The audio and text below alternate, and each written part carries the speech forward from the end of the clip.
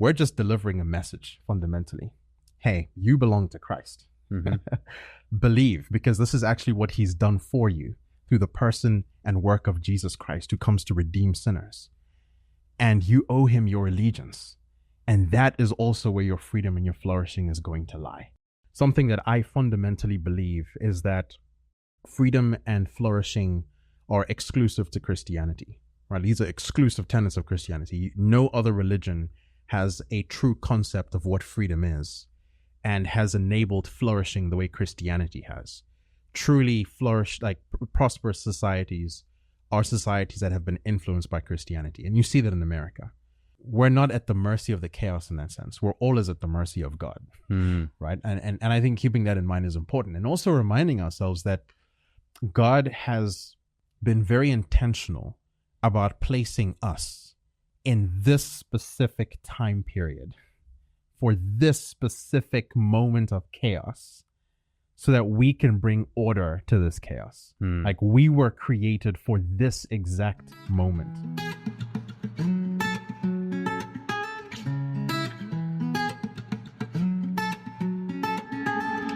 All right, and Bennett says we are live, so welcome back here to On the Line, and we're here at New St. Andrews College, which is in Moscow, Idaho.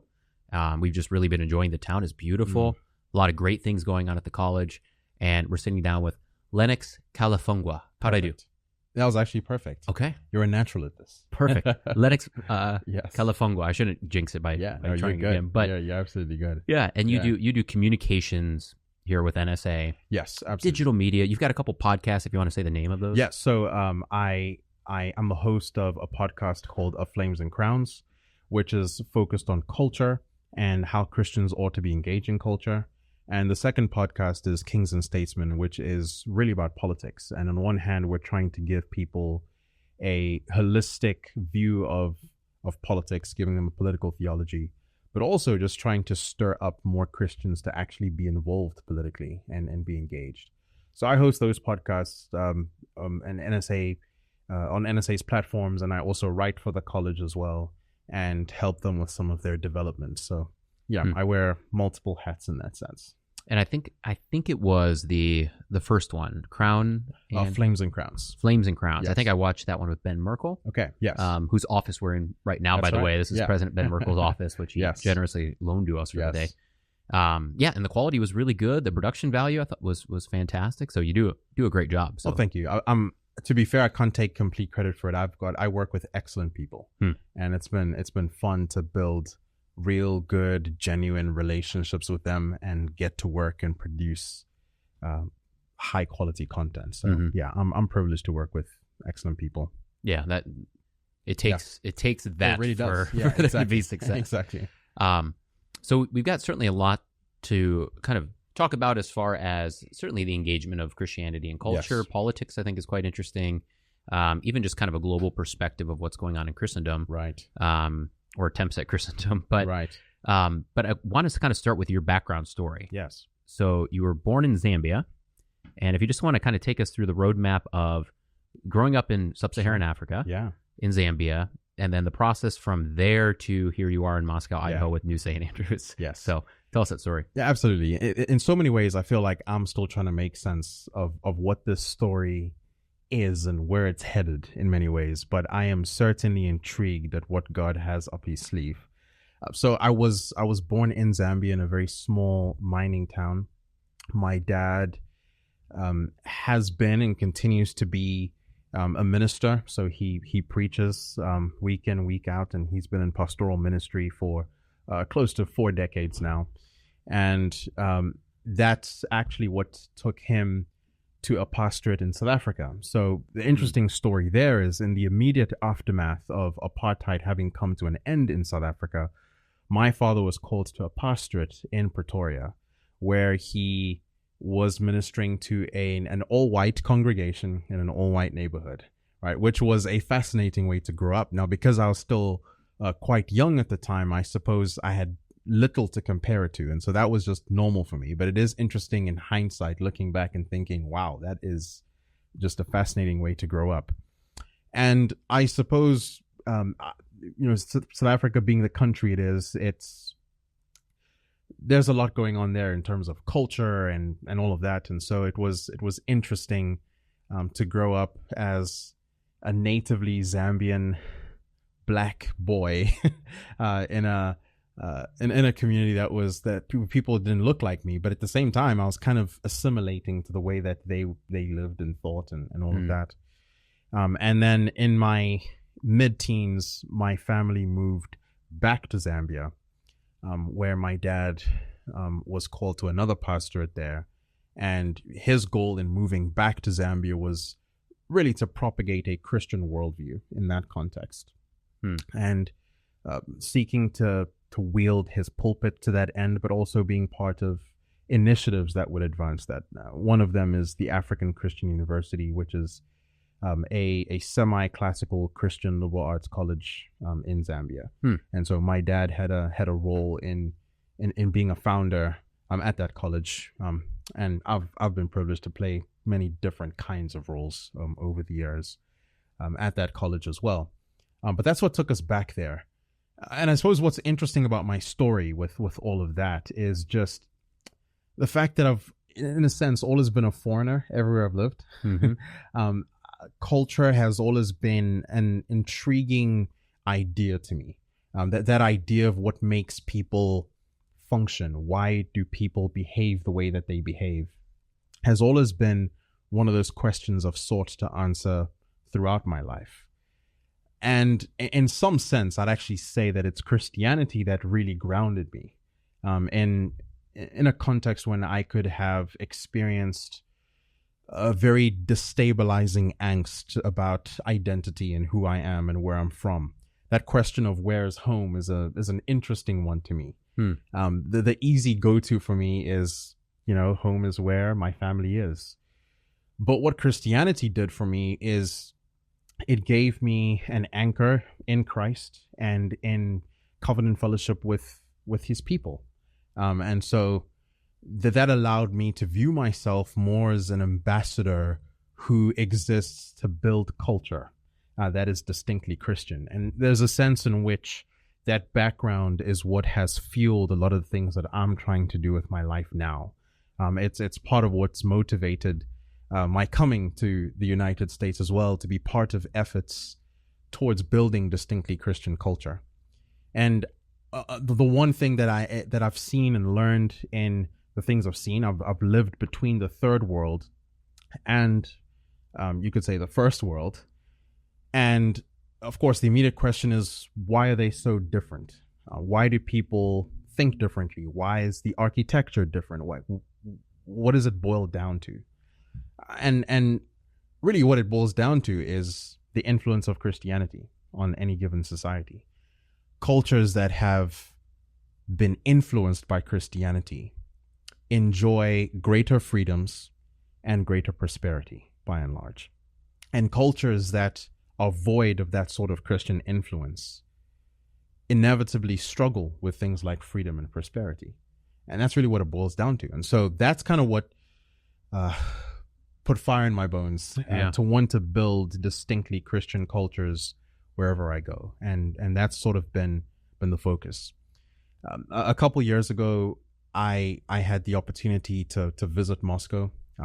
For years before then, I was aware of a lot of the projects and things that were going on here.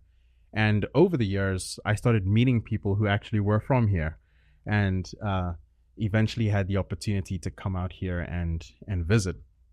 And it was incredible. And it's around that time that, conversation around a possible move here commenced. And a year from that conversation, which is now about a year ago now, my family and I moved out here. So it's been a good experience. And again, my primary reason for moving out here was just finding a community that was determined to really build, that has a high threshold of experiencing pressure externally and still just driving forward and standing on truth.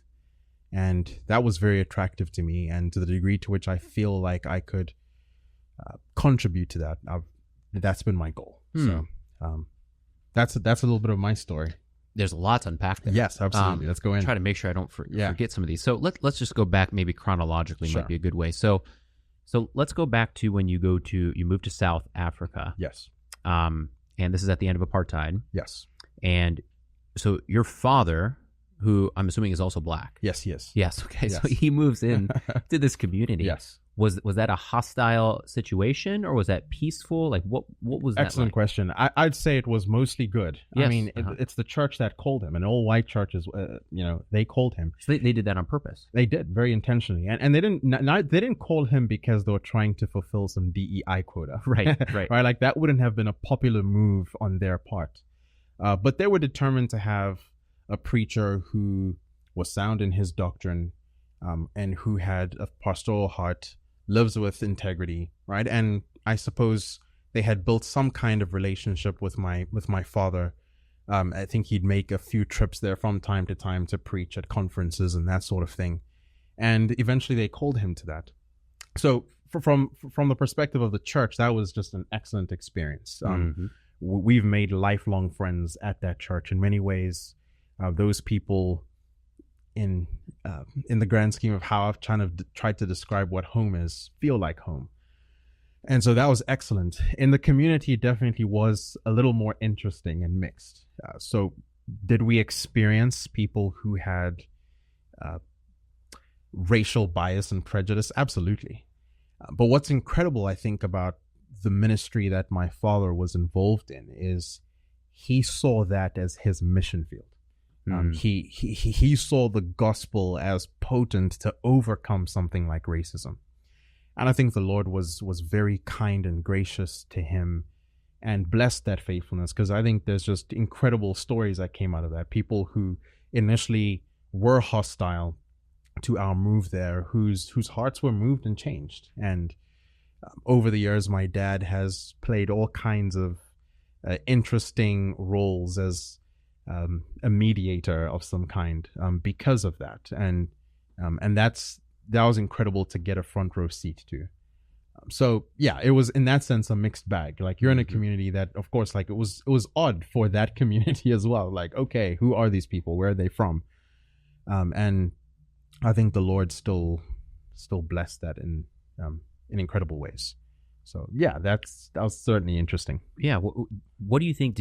What did you learn about kind of the potency of Christianity, but even kind of Christian culture as it's kind of standing out in that societal situation? Yes. Right. So did you glean things from that experience?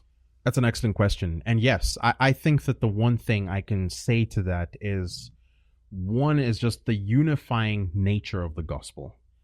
The gospel is relevant for all kinds of people. It's not it's not biased towards one ethnicity or one culture. It can permeate all kinds of cultures, and even where enmity and animosity might have existed, it has the ability to bring those kinds of people together. I think that's exactly what Paul is talking about in the book of Ephesians. I think this is chapter 3 and 4 specifically, where he speaks about just how the gospel really does provide us the only true ground for unity, right? Because truth in that sense is unifying. And so I think seeing that firsthand was quite profound. I think another thing that's worth mentioning is, South Africa actually has a very rich and long Christian heritage.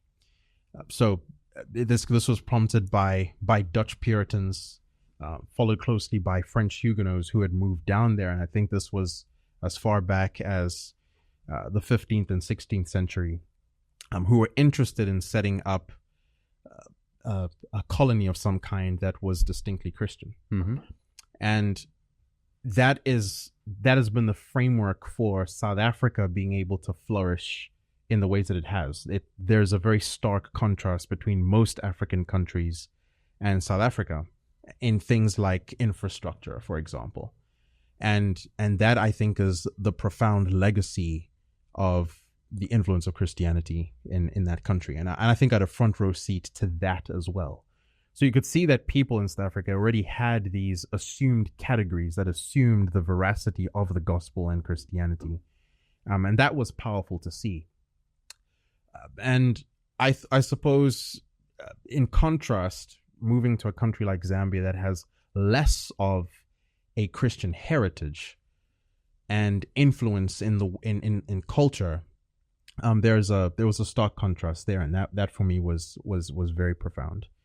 So anyway, I think all that to say, I think to see the potency of the gospel and one, just its ability to transform people and actually move them, but beyond just being able to transform individuals, its potency in being able to shape civilizations is quite powerful. And in many ways, I think that my upbringing gave me a front row seat to that to some degree.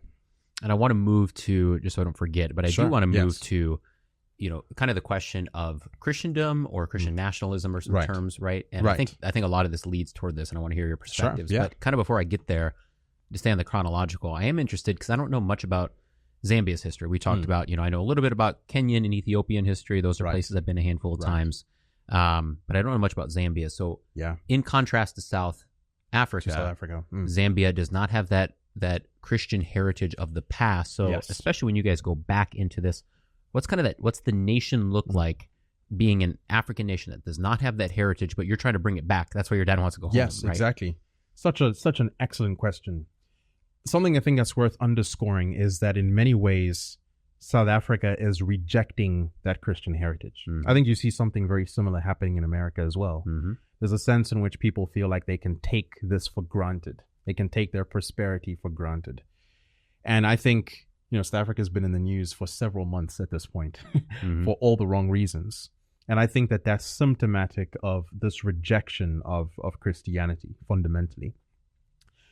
And then you move to a country like Zambia. And it's interesting because I think 9 out of 10 Zambians will tell you that they're Christians, right? It's a deeply religious country in that sense.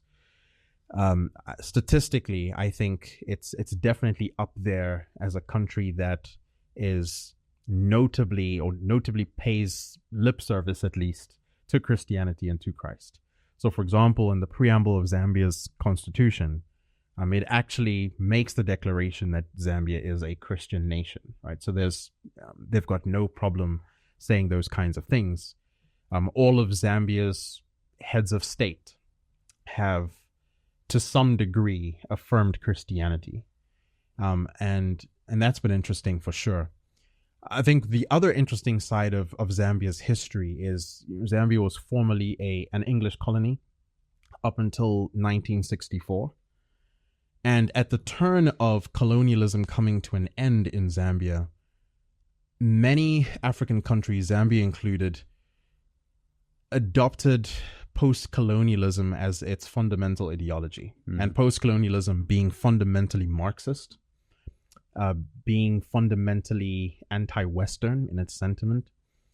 And I think Zambia adopted this as well. And so you do find pockets of Zambia that are opposed to Christianity because of its association with the West, right? So like the claim is that Christianity is a white man's religion.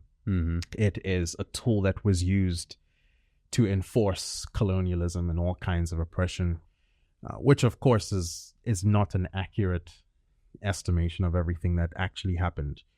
But that is a very big part of Zambia's history. And I think that's what opened the door for things like secular humanism to also fester in its academics, for example, in its civic polity and in all of it.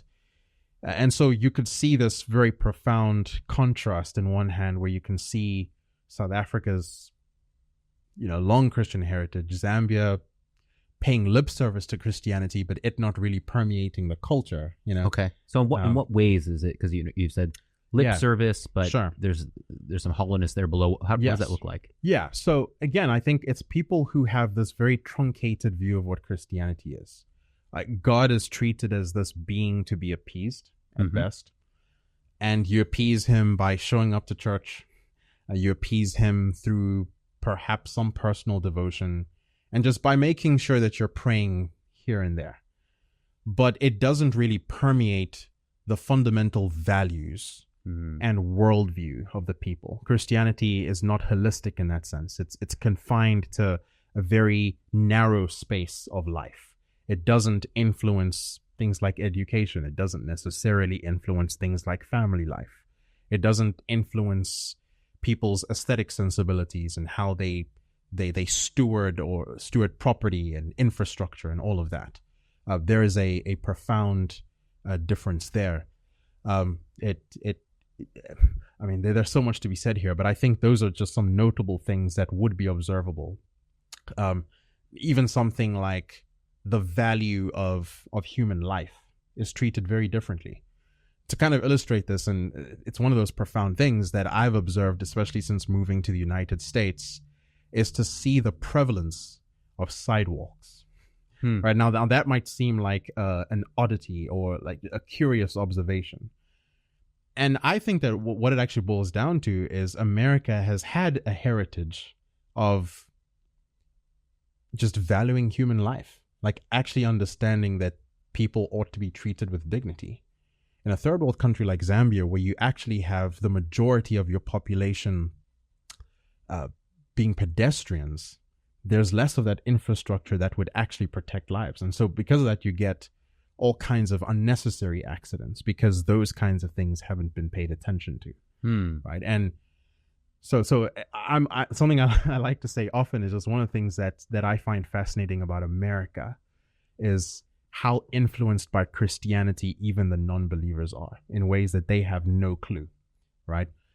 Which is also why it's an oddity to me why America on one hand celebrates the murder of unborn children, while at the same time having this incredible heritage that actually has a concept of the value of human life and being made in the image of God. It's an oddity, and I hope abortion will be ended in this country at some point.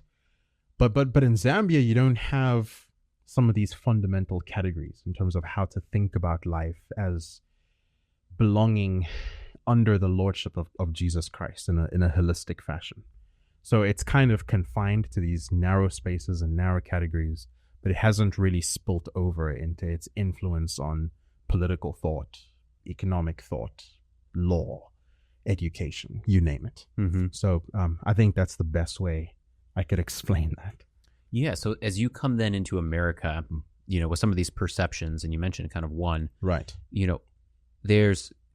It seems, I would be interested to hear your perspective, but my guess is it would seem, coming in, having experienced this in the background, that you're looking at something that might look like a coral reef that's died, where the shell is there, but the life is kind of gone. Sure. In that, as you said, we've inherited these, in a good sense, indoctrinations that flows into all elements of life. Right. And we've kind of been sucking it slowly out of different areas of life, and then allowing it to stay within something that you do on Sunday or in your home or something like that. So what's your perspective coming into America? Where do you see Christianity at within kind of that spectrum? That's an excellent question. I have a twofold answer to that. The first thing I want to say to that is definitely just what you're describing is true, where there's this shell of this great heritage, but the substance of it is lacking. Another way I can sort of frame that is you see an American populace that wants the benefit of a Christian heritage without the responsibility of that Christian heritage.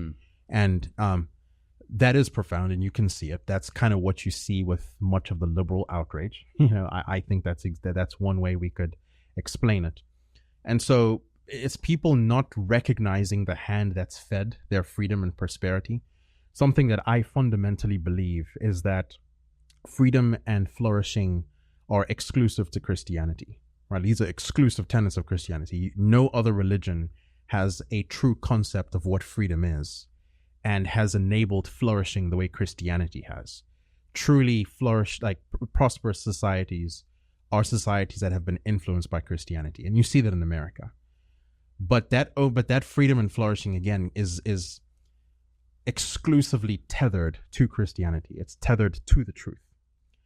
And for as long as people continue to reject that truth, I think we're going to start to see the evaporation of freedom and flourishing to some degree. And I think that's already happening. In context, even within America, where you see people pushing away Christianity, you see carnage. There's all kinds of just sinful, licentious living that effectively destroys society. And I think what's happened there as well is people have hijacked that term freedom and tried to make it something it is not. People like to often think of freedom as the ability to do whatever one pleases. When I think freedom ought to be understood as the ability to do as we ought, or as we were created to do by God. We're only truly free within the confines of God's mandates and his law. And I think if we understood that, we would truly be free. And we would truly then have a template upon which we can actually flourish as human beings. That's the only way to flourish. And what you have in America is this rejection of God, this rejection of truth. And there's going to be grave consequences from that down the road. In fact, we're already seeing consequences of that. My other answer to your question is actually that compared to any other place in the world, America has the most formidable resistance to the rot and the chaos. So I'm actually very encouraged and optimistic by a lot of what I've seen in this country. Now, that resistance, that righteous resistance, so to speak, might seem small, but there's a sense in which I smile at its size in that sense, because I think there's something about God and the way he likes to work in using the small to do very great things. Now, the smallest light has the ability to pierce the greatest darkness. I firmly believe that. And in America, what you have are people who, to some degree, they still love God, they love his word, they're proclaiming it, and they're concerned about what's happening in the culture, and they're pushing back on it. And I think that that's exactly what it's going to take to eventually win, you know. And so I'm encouraged by that. Another thing that's attached to that thought that I think is interesting is I think that America's Christian heritage could very well be the occasion for its recovery, and its a revival, reformation of some kind. I firmly believe that. I think one of the big illustrations I could give this are just some people. Tom Holland, who wrote the book Dominion, it was in his interrogation of what made Western civilization what it is that he was able to ascertain the veracity and potency of the Christian religion. Right. So as he's looking at these rich edifices of history that were produced by Christianity, that is what prompted him to think further and to think, oh, okay, maybe there is something to this Christianity. Richard Dawkins, not too long ago, paid homage to Christianity. In fact, he referred to himself as a cultural Christian, right? The great atheist referred to himself as a cultural Christian because he couldn't deny what Christianity has built over time. And so it would be my expectation, and I'd say prayer, that as people reflect on what made a country like America great, that they would then be driven to think about the religion that made it what it is. And that will be the occasion for people to turn to Christ, and submit to him and live their lives in complete obedience to his word. So yeah, those are some thoughts I have around that. Yeah, that's a great answer. And it's got me kind of pumped up, to be honest, to hear your perspective here coming in it. So kind of another area that's right along with this I want to press into and hear your perspective. There's kind of two areas I want to explore here. But the one is we just hosted a debate that has to kind of deal with this within the Lutheran Church, and the tides have shifted, I think, in a healthy way. But there's at least this old notion, certainly in American Christianity, that it's almost as if the state does its thing and the church does this thing, but they're really supposed to be completely separated, right? And you could get into the historicity of, was that actually the intention and whatnot, and which is a worthy thing to explore. But I think for people that still think in that mindset, it's this idea that Christianity is maybe something personal, and maybe the only way that interacts with the community around you might be in a conversation where you try to get somebody to maybe convert to Christianity. Sure. Yeah. Now, as you're talking about Christianity in Zambia or Christianity in South Africa, I mean, you're painting a picture that when Christianity comes in, it is something that encompasses everything. Absolutely. Almost as if the very presence of God has entered into an area and there's no place and no stone that cannot be left unturned. Absolutely. Yes. So what's your thoughts about those discussions, whether you want to call it Christian nationalism or whatnot? Yeah. What about a Christianity that kind of stays in its place and stays tame? What's your thoughts on people push for that? Yeah. I think that a Christianity that thinks that staying in its place means being removed from the public square is a Christianity that is Christless, right? In other words, it's not actually Christianity. I think in reckoning with who Christ is, you must reckon with the fact that he is King of Kings and Lord of Lords, right? Like that's plainly stated in the Word of God. But there are people who treat these things merely in a metaphorical sense, as if King of Kings and Lord of Lords is just something we say to make him feel good, to sort of massage his ego. But if the Bible really does refer to him as King of Kings and Lord of Lords, the question is that actually real? Does he really rule and reign over absolutely everything? And I think the answer to that should be absolutely yes. Matthew 28 in the Great Commission, as Christ is about to ascend to the right hand of his Father, makes the assertion that all authority in heaven and on earth belongs to him. Like in that sense, he has no real rivals, right? He is a victorious king. He really does rule the nations. In fact, that's then the foundation for his mandate to us to then go and disciple the nations, baptizing them in the name of the Father, the Son, and the Holy Spirit, teaching them to do all that he has commanded. And then he also gives that encouragement that he is going to be with us to the end of the age. But all of it is premised on his kingship and his authority. And it's a real kingship and it's a real authority. If there's a sense in which if there are realms of life over that Christ does not own, then he is not God, right? Like I think that his kingship is tied to his deity in that sense, which is why I'd say that those who claim that Christ's domain is only limited to a few areas are actually, in a sense, committing a great heresy of some kind, because they're undermining the deity of Christ in him truly being the sovereign king over all things. I think it's Abraham Kuyper who had said those famous words that there's not a square inch in our human existence over which Christ, who is Lord over all, does not cry mine, right? Like absolutely everything belongs to Jesus Christ. And that then should flow into our idea of the political realm. Now, so there's some people who want to claim that politics ought to have nothing to do with Christianity. But here's the thing, a politics that is divorced from Christianity will always be tyrannical. No one really wants to live under a tyranny, which means no one can really afford to not have a politics that's not submitted to Jesus Christ.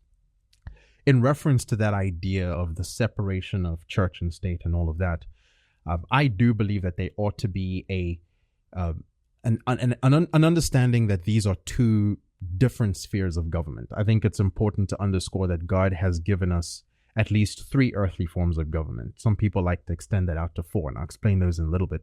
But one would be the family, which has the duty to preside over health, education, and welfare. The next government would be the church, which has the keys to the kingdom. It is the pillar and the ground of truth in society, and it presides over word and sacrament. And then you have the state, which presides over justice. Justice being defined as the rewarding of good and the punishing of evil. And some people stretch it out to a fourth government, which is just self-governance, right? Making sure that people are governing themselves well, which then enables them to govern all these other spheres well.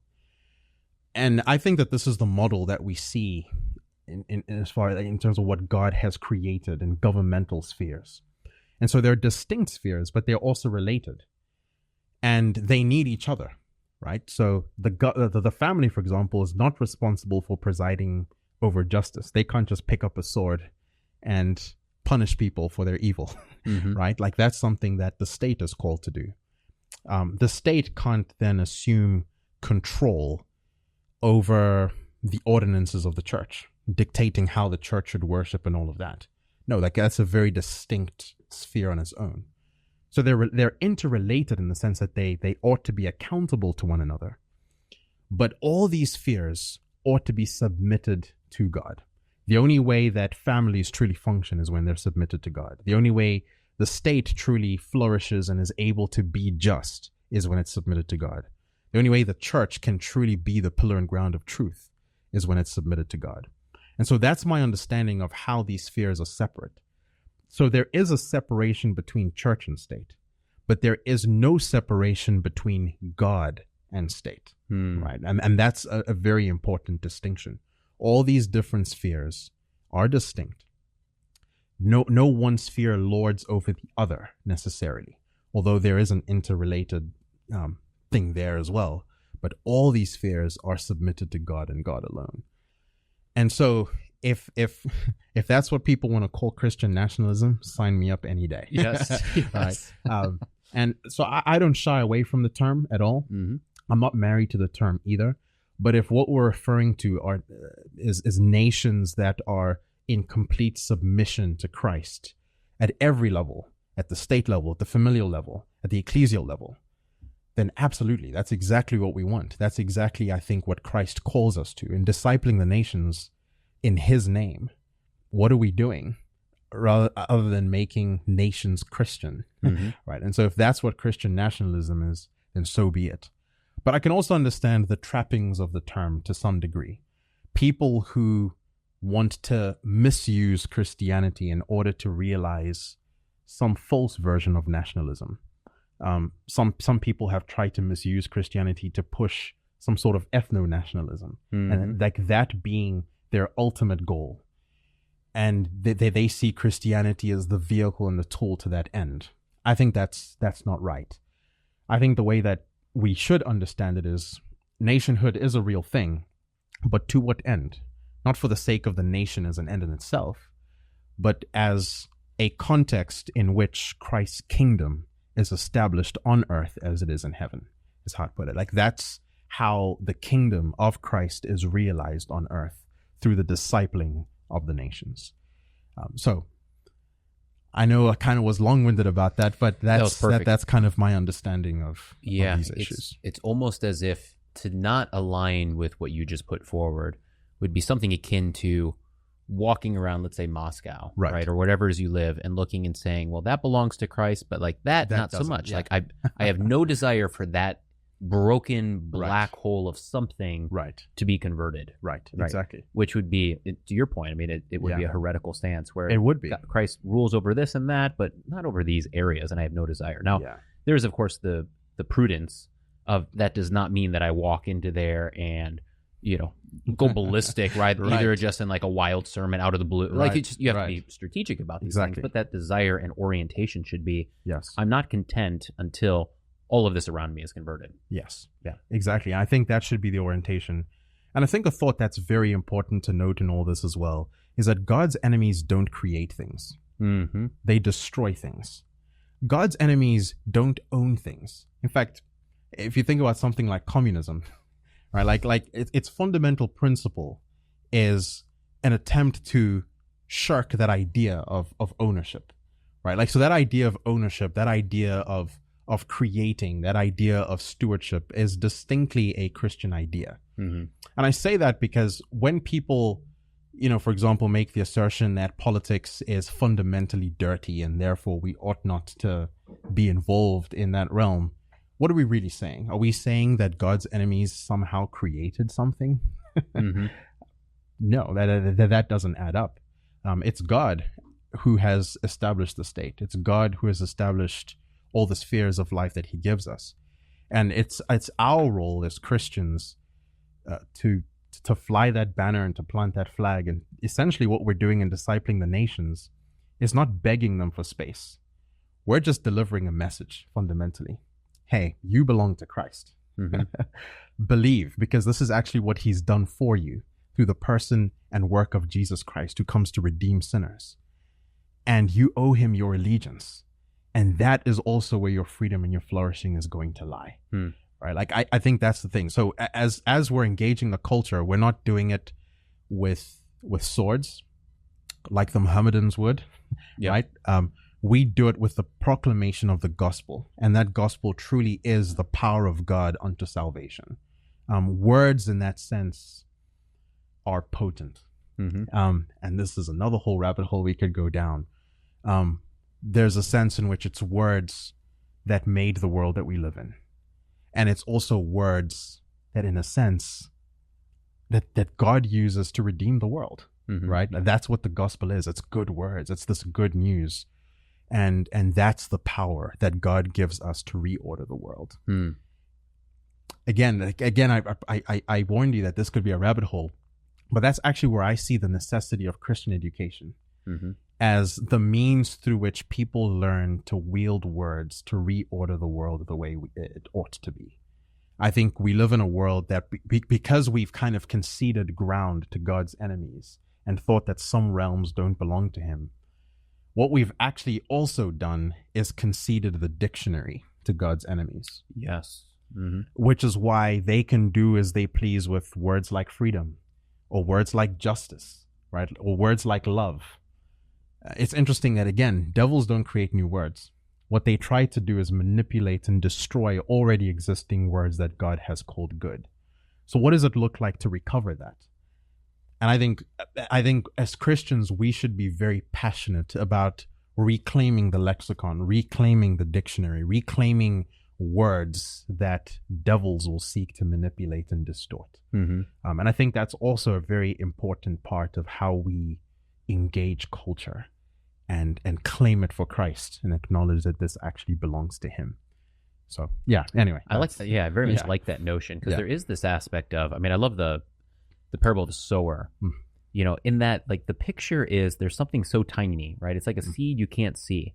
But when that goes down into the soil, what happens? It grows, it transforms, it produces, 30, 60, 100 fold. Right. And in many ways, like, that's what happened with Christianity in the West, where what did you have with kind of the pagan culture of that time? In some ways, you had kind of the best that paganism had put forward, with probably at least the Greek structural thinking, certainly the safety that Rome had put forward. Right. But certainly it was nowhere near what the West became after Christianity. So what happened was they had distant memories of words past, right? They had distant memories of the word that spoke creation into being, in which they were inheritors. Right. And of course, Paul talks that way about, even the natural world just like sings of the glory of God. So even the pagans have to recognize some of this. Exactly. But then what happens is that gospel word comes down, enters in, and it kind of like, you can almost picture it like recoding or restructuring the words, the vocabulary, the phraseology, the ideas of that pagan world. And over time, that grows into Christianity. Yes. And then, to your point, what happens is things latch onto this. For us, kind of a modern liberal secularism. I don't even like the word liberal, but at least secularism comes in, and it starts to distort and break down those words. It can't create. And then what happens? The gospel and those who speak the gospel and those who live out the gospel and those who orient communities around the gospel come in, and they bring it back. They recode it back to Christianity. Right. And if we're not doing that in every area that we should be doing it, then we're falling short of the calling that's placed on us. I think that's exactly it. Which is why we do have our work cut out for us as Christians. And I think that we need to be learned for exactly that reason, and actually know what good words are, use good words, and use them everywhere. Like, to kind of bring this lofty idea down to earth. One of the things that I was challenged with just personally is just that question of what kind of words am I using in the context that I inhabit? What kind of words am I using in my home, towards my wife, towards my children? And I ought to be very intentional with my use of words in that sense, because something's always happening with words in a sense. Words have a shaping effect. So what does it look like to wield words in a way that actually produces all the fruitfulness that you want to see? So I actually very intentionally decided to build a family liturgy of words that become very frequent household phrases, and giving my children fundamental categories for how to think of things like love and freedom and work. Can you share this with me, by the way? I'd love to share Okay, that sounds really cool. And for example, like one of the household phrases that I throw out to my kids is just, like, what is obedience? And it's like obeying cheerfully, joyfully, and immediately. And I didn't necessarily invent that one, but it's actually giving them a category for what obedience is. When I throw out, like, how do you work? Like, joyfully and to the Lord. Like I'm giving them a way to think about something like work. Because if I don't, God's enemies are going to distort that sort of thing. Another phrase that recently I've been trying to ingrain in them is the phrase, whiners are losers, or whining is losing, complainers don't build.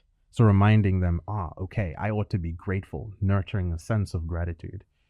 And so it's through words that I'm actually able to give my kids fundamental categories for how to view the world and how to live in God's world in the right way. And I think that's what I'm trying to do in my home. I have great ambition to see this happen in the public square as well. Like, what does it look like to reclaim the lexicon in the public square? And earlier this year, I had a conversation with a man I have long looked up to and admired for a long time. His name is Vishal Mangalwadi. I don't know if you've come across him. He's an Indian philosopher. He's brilliant. And one of the things that he and I had discussed is what happened in the public square when the church abandoned it. Like, how did that exactly happen? And part of his thesis, and I totally agree with his assertions, is when Christians left the university and decided to establish themselves as seminaries, that was effectively the intellectual surrender of the church. If you think about the great reformers, how many of them were typically seminary men? All of them were men of the university. And that's because there was an understanding that theology really was the queen of all the sciences.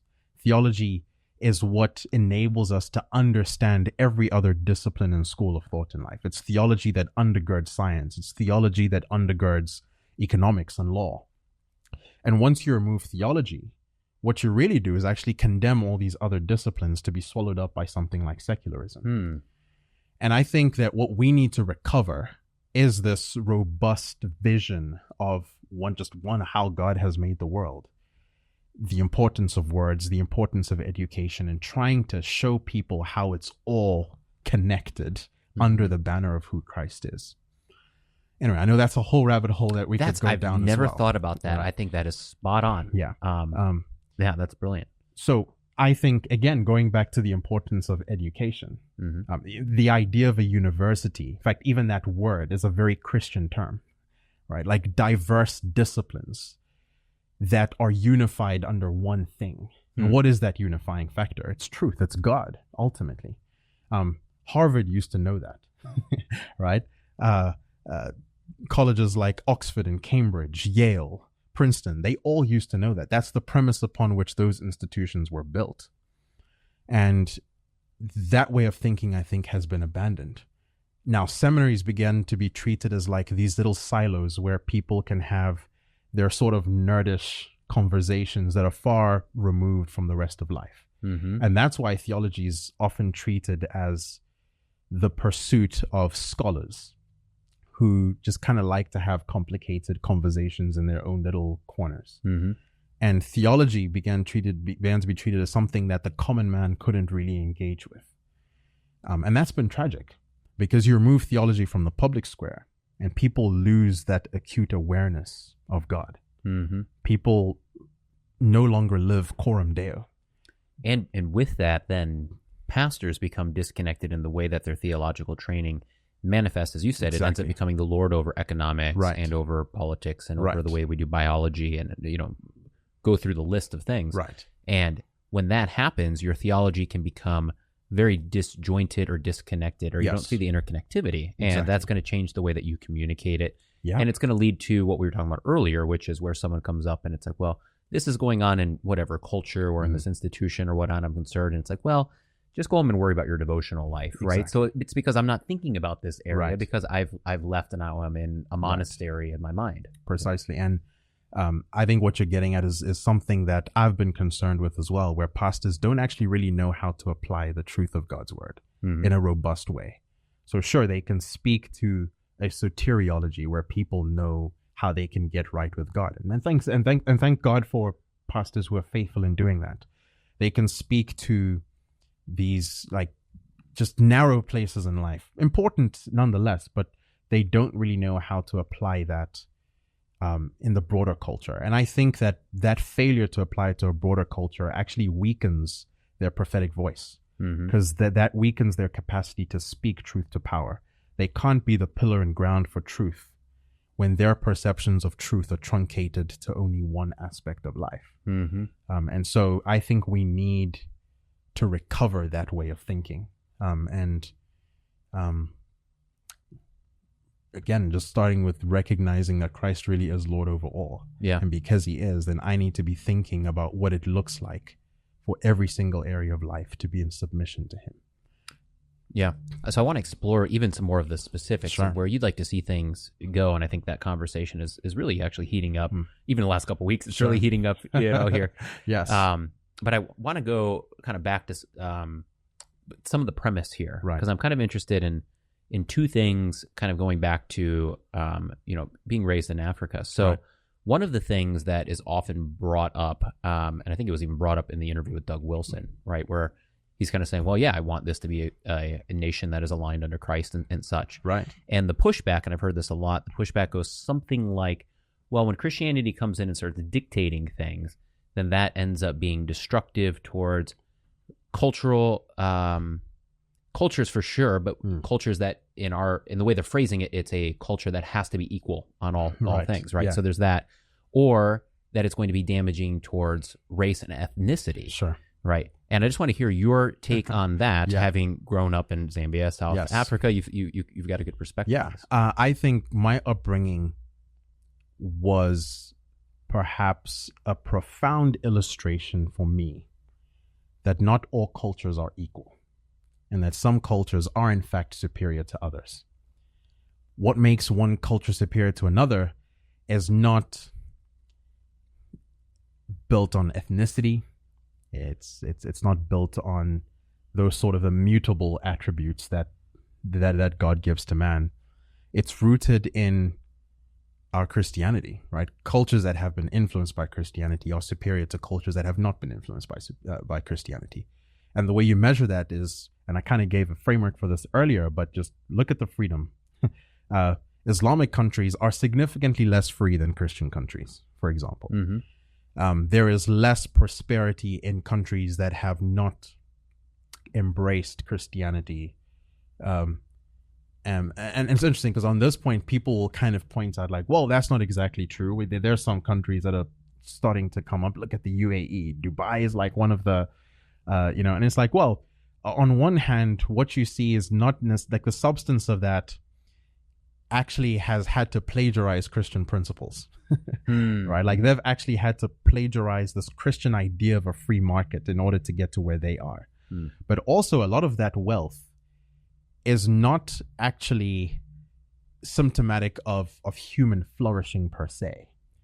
When you still look at the per capita income, for example, of the average citizen in the United Arab Emirates, it's still relatively low. It shows that it's only a concentration of a few wealthy families in that sort of context that have created all this abundance. Have access to all the oil. Exactly. But that doesn't spill over into absolutely everything. What Christianity has done wherever it's gone is that it's seen the dignity of every single kind of person. It elevates everyone in society, not just a select few people. So still kind of it circles back to Christianity. There can be no freedom and flourishing without Christianity in that regard. So of course there are people who'll be worried, like, if you're trying to impose Christianity on the rest of the world, like what is that going to do? Well, it's only going to there's going to be greater freedom and there's going to be greater prosperity, even for the Muslim or the former Muslim, I call them that. So this is not us trying to impose what's merely our preference on another. This is the most loving thing that we could possibly do. Again, freedom and flourishing can only be found within the confines of God's law. You'll not find it anywhere outside of that.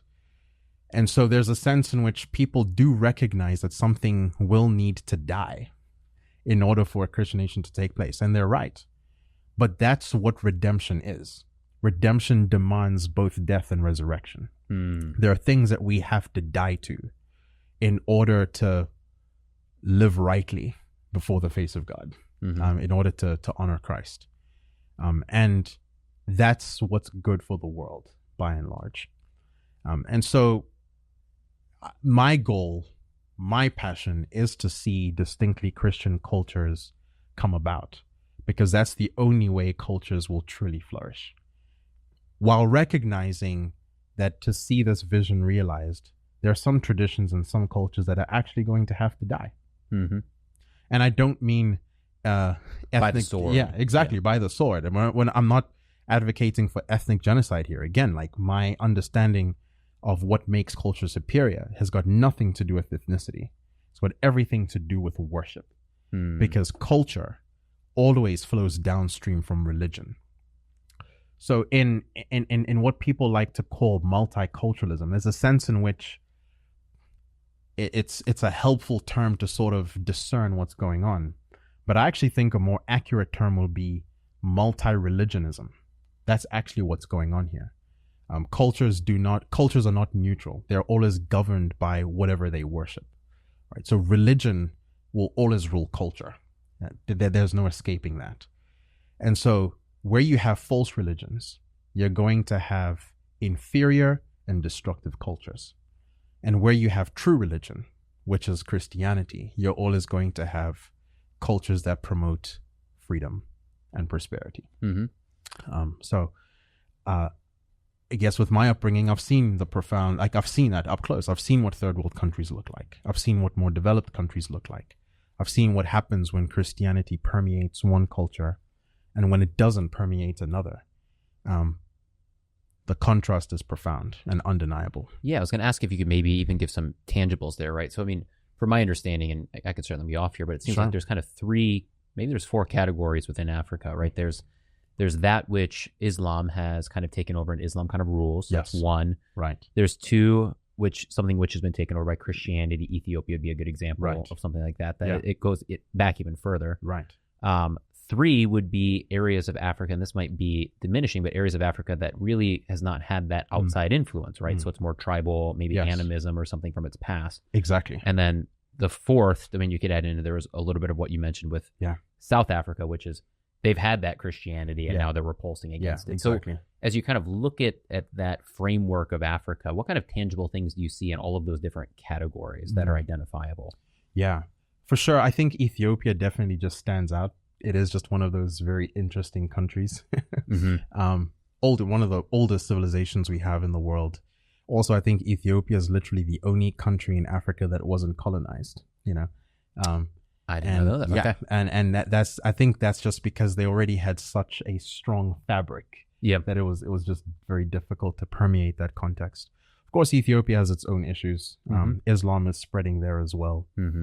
They just had their big civil war, which is a rarity in its history, but it was still pretty devastating. Yeah, exactly. And it's interesting. Like when you read African history, especially in the aftermath of colonialism having come to an end, that's actually when you see this big surge of Islam in Africa. There's actually a sense in which all those colonialists that people hate so much. I did want to ask you about I'm kind of pivoting here from the answer we're gesturing towards, but I did want to get your take on colonialism. Yeah.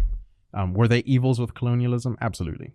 Right. But I think that colonialism is something that God used to advance Christianity.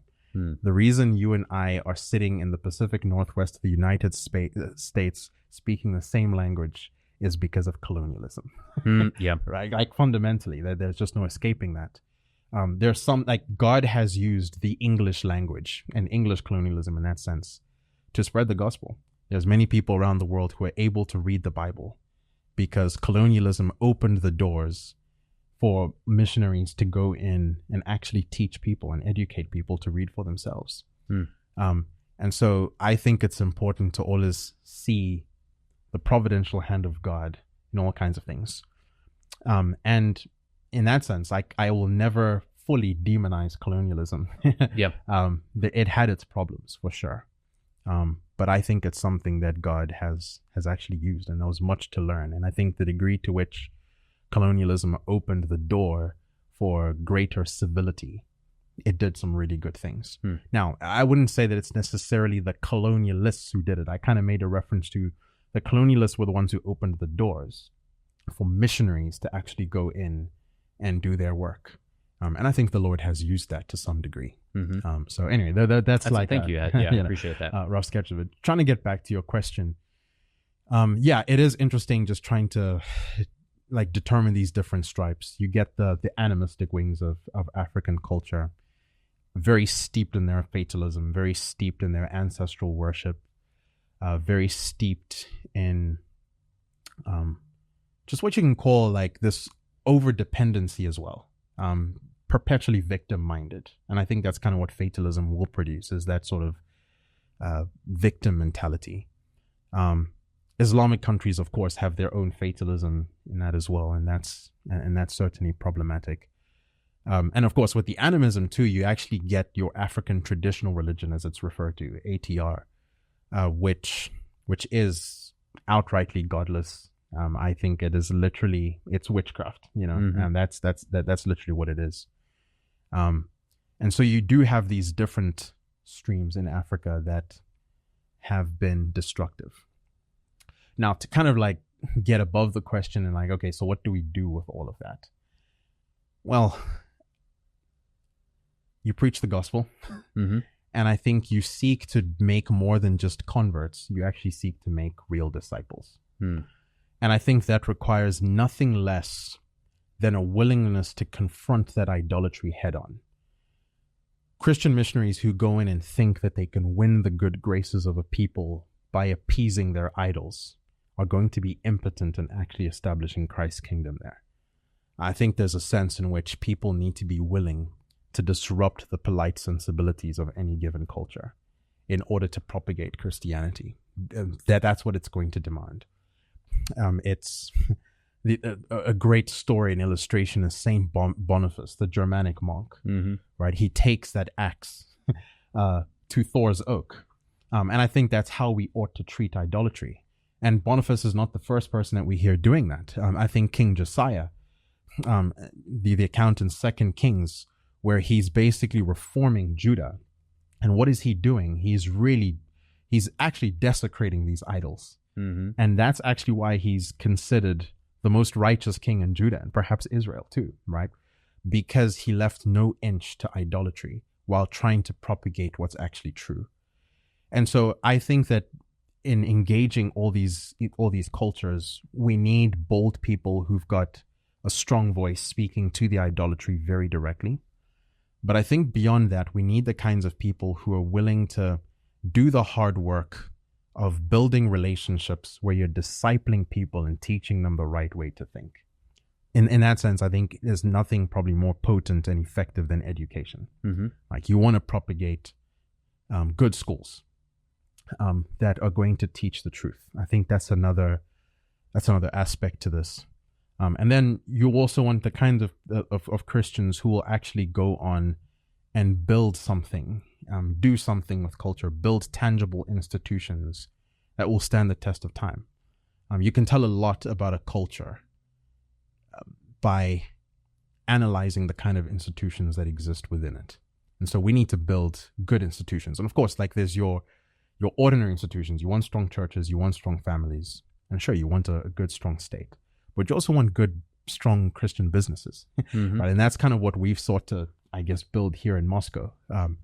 We're building institutions. We're building businesses, all kinds of businesses. We've got pizza places out here. We have job recruitment boards out here. We've got a publishing company. We have New St. Andrews College, right? And all of it is geared to shape culture in a very specific way. And one other thing I wanted to say on this, Brian, is just, I think the necessity of hope and optimism in building culture. Like in all these places, there's few things are going to be as potent in engaging these cultures and building new distinct cultures than joy and optimism. We need that because they're already fatalistic cultures. We need Christians who are actually going to live with a real sense of joy and hope and optimism with what God is doing in this world. Christian missionaries have existed in Africa for a while now, for at least a couple of centuries.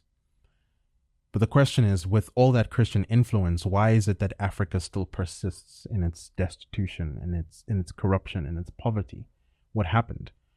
And I think what we had is Christian missionaries who basically enabled the locals with doctrines that basically excuse their fatalism, right? And what we need, I think, are Christians who are going to go on and say, hey, the Lord is on the throne. He's building something. This earth matters to him. And we ought to build, I think, from that premise. A fatalistic doctrine that assumes that, hey, the world's coming to an end any second now, has never been good for any culture. That kind of fatalism will always fail. I think that kind of fatalism appeases God's enemies. They smile when people talk that way. And we need Christians who are going to come with a strong dose of joy and optimism and actually show people, hey, this can be done. It can be built. You can escape this victim mentality. You can assume ownership and responsibility for yourself. And we can actually build cultures that are truly free and prosperous. I don't even know if I've really answered your question there, Brian. You did it tremendously. Yeah, this has been potent and brilliant. Let's take a quick break. Sure. And then, I mean, there's so much we could unpack from that. So I got to figure out what to unpack. Absolutely. All right. Bennett says, we are back. So this has been fascinating so far. I really, really appreciate this perspective on the handful of things we've thoroughly covered. enjoyed this as well. So, so I'm just kind of interested. So, you come here to America, you've been here for a year. We've diagnosed some of the things that you're kind of identifying. But, now as you continue work with NSA, and you're working for kind of this Christendom, right. what like motivates you and the things that you're doing? What keeps you really passionate, which you obviously have? Yeah, that's a good question. I'm someone, I think, who I like to build and pioneer things. What I enjoy about my work is I'm able to actually innovate things. Over the years, I keep going back to just my biography in terms of like, how do I describe what it is that I do? There's a sense in which I could consider myself a professional daydreamer. I like to think of myself as a cultural innovator to some degree. And so the degree to which I can influence that, I like to do that. With my work at New St. Andrews College, starting the 2 podcasts are a very big deal for me. I love that I get to innovate, that I love that I get to have conversations with interesting people. I love that I get to speak to things that are happening in the culture broadly as well. I think that's certainly something that I enjoy. I suppose the Lord has given me, this desire to build, but the desire to also communicate. And so I suppose when I'm playing to my strengths, that's all is motivating. When I'm alongside people who have that same fire and determination to build, that certainly is motivating as well. But ultimately, so like those are like some of the bigger reasons. At the same time, I suppose for several reasons, Brian, I wake up every single day aware of my mortality. And aware that the time I'm given is time that I ought to use well.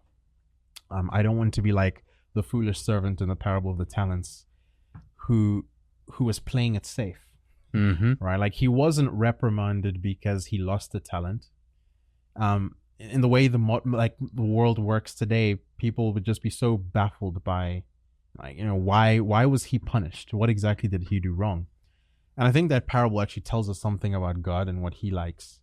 And he certainly cherishes fruitfulness, right? He calls man to be fruitful and multiply.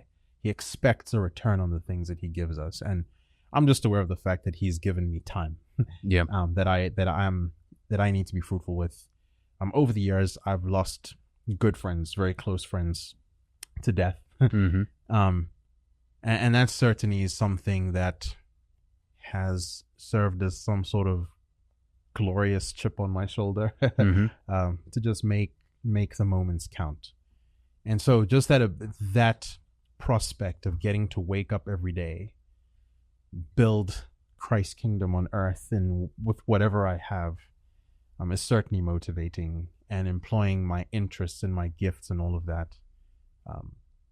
Those are the things that motivate me. It really creates this is probably not the right term, but like a righteous addiction or like a righteous hunger is probably a better term for it. In that, because I'm with you in that I've definitely had that conversation with myself of, you know, there's a great poem. I forget who writes it, but it goes through, it's the 5 stages of life.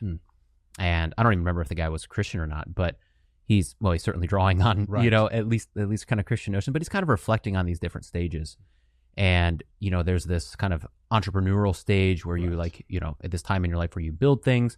There is this time where you're kind of called to relax a little bit more, you know, particularly we both have young kids. You've got, you know, 3 under 5. Kids, so it's, you know, you're in that heart of it.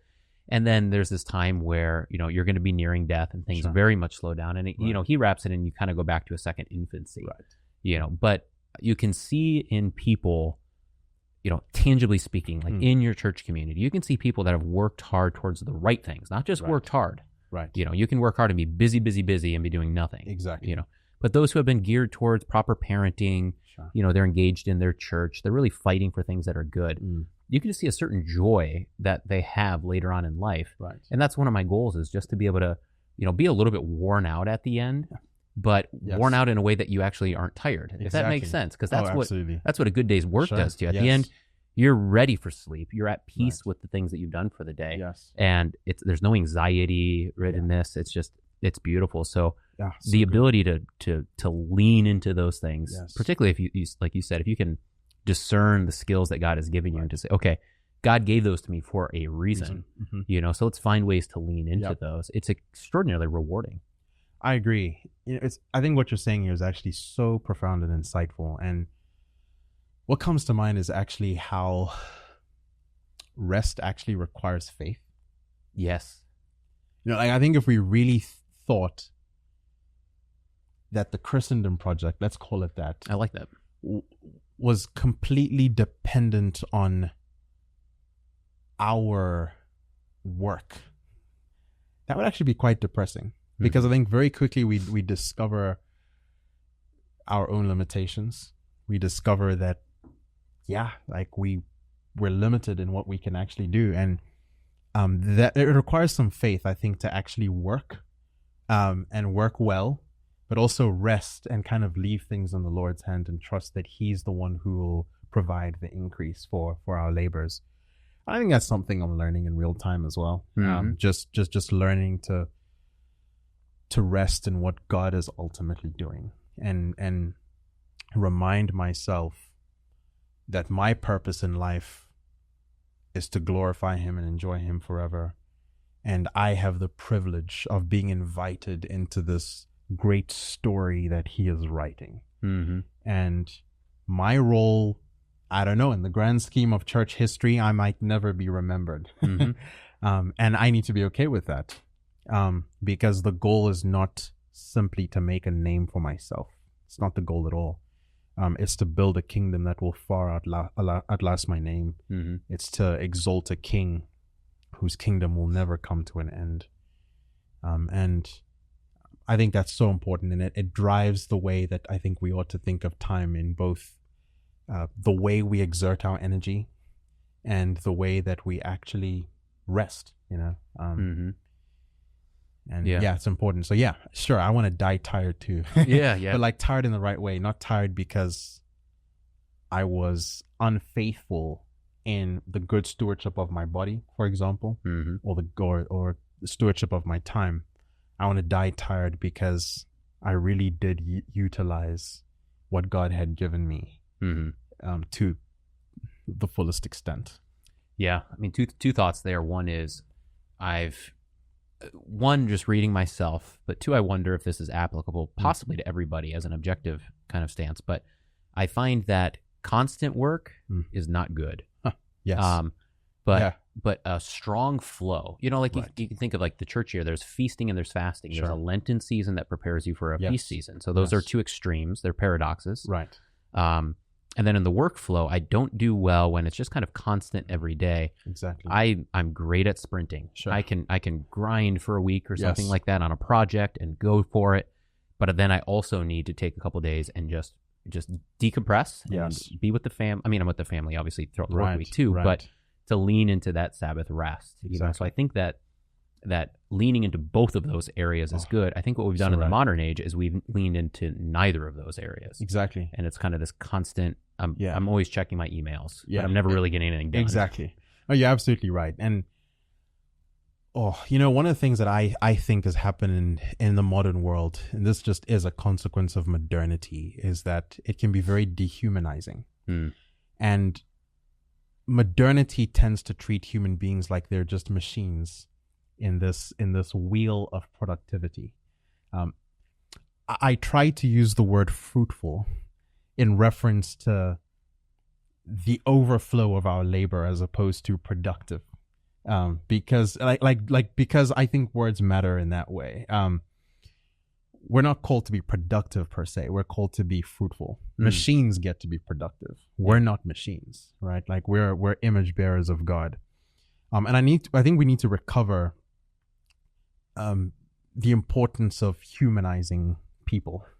And one of the ways that we do that is really just by creating the right sort of rhythms as we think about work and as we think about rest.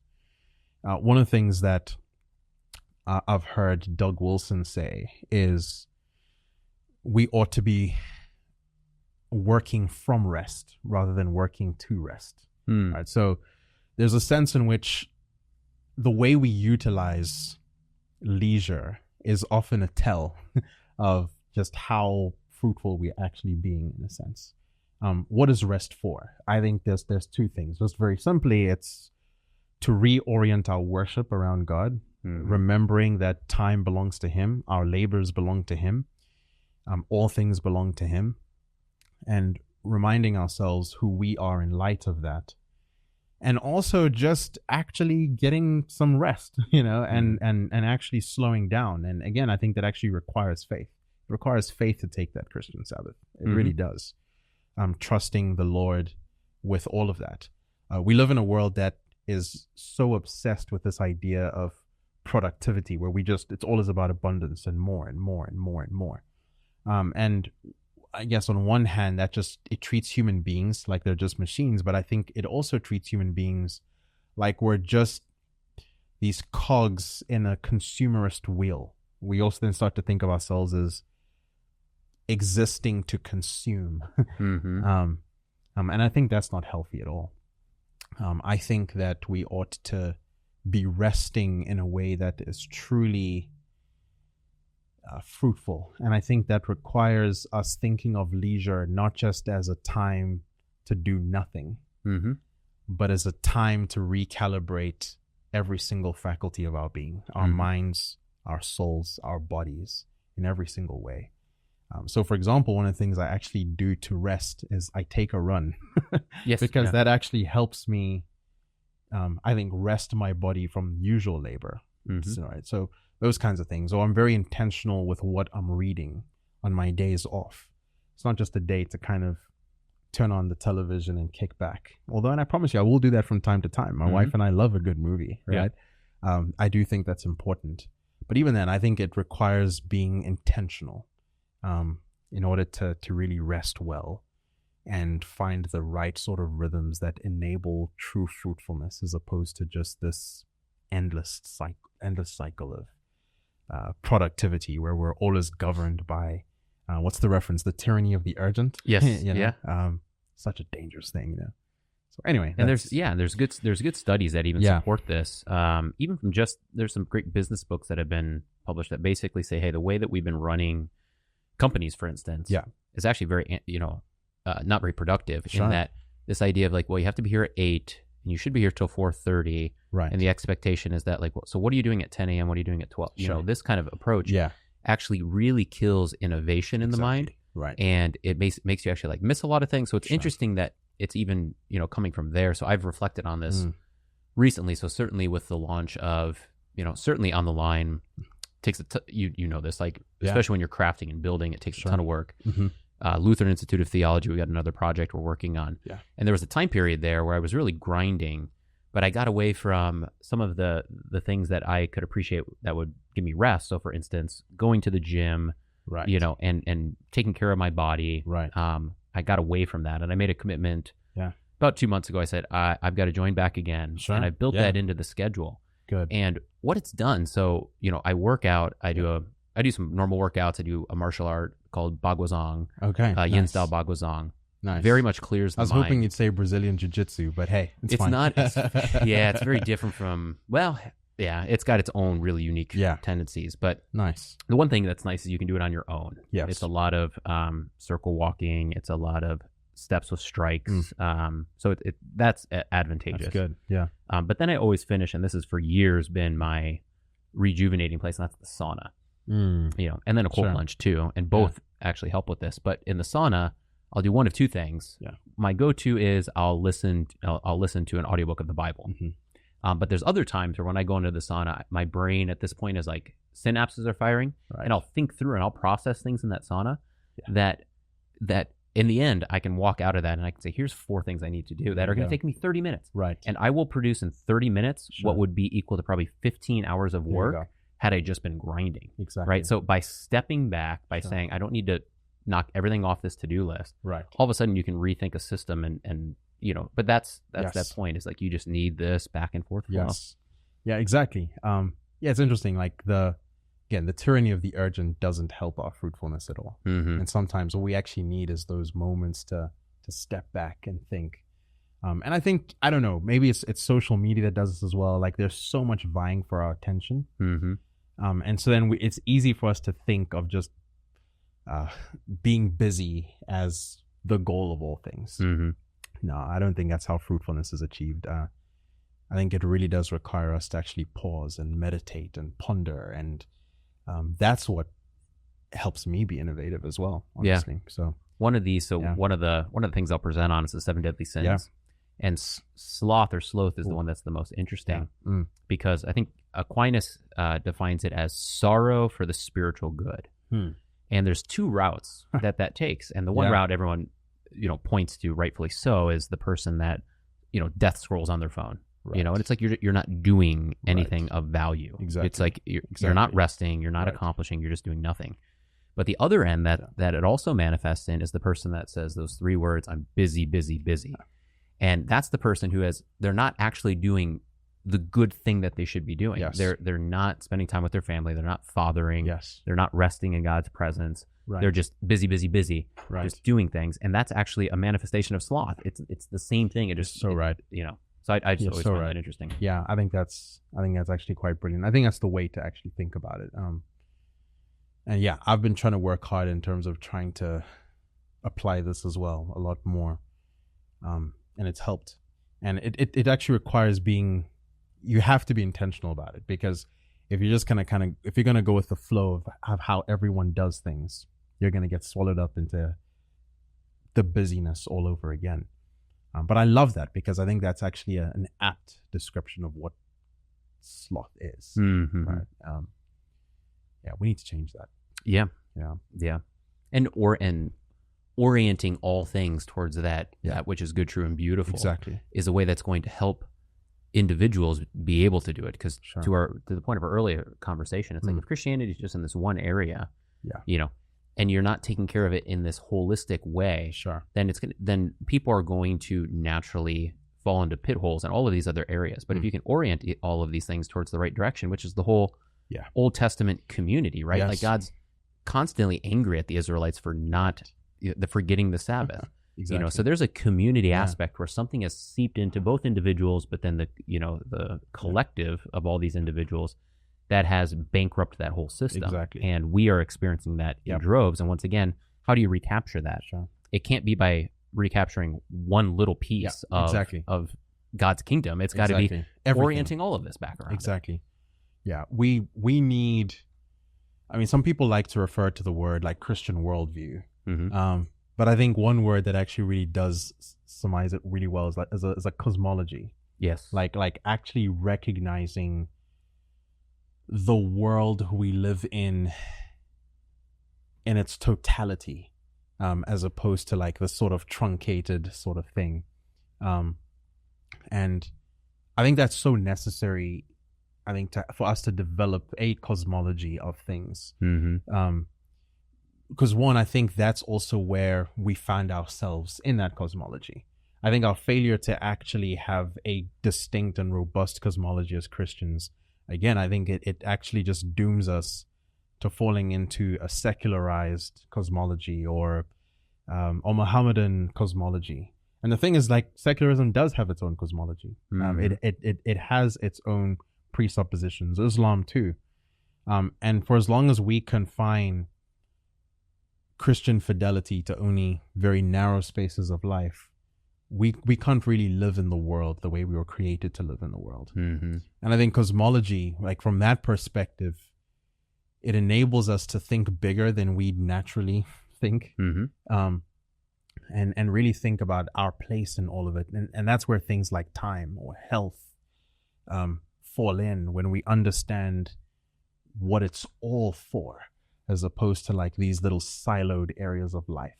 We ought to be living what I'll consider like just fully integrated lives. And I think with that cosmology, and again, this could be another whole rabbit hole here, but you know, one of the questions that keeps coming up in modern discourse around work is this work-life balance. I hate that category because on one hand, it actually makes it seem like the two are at odds with each other.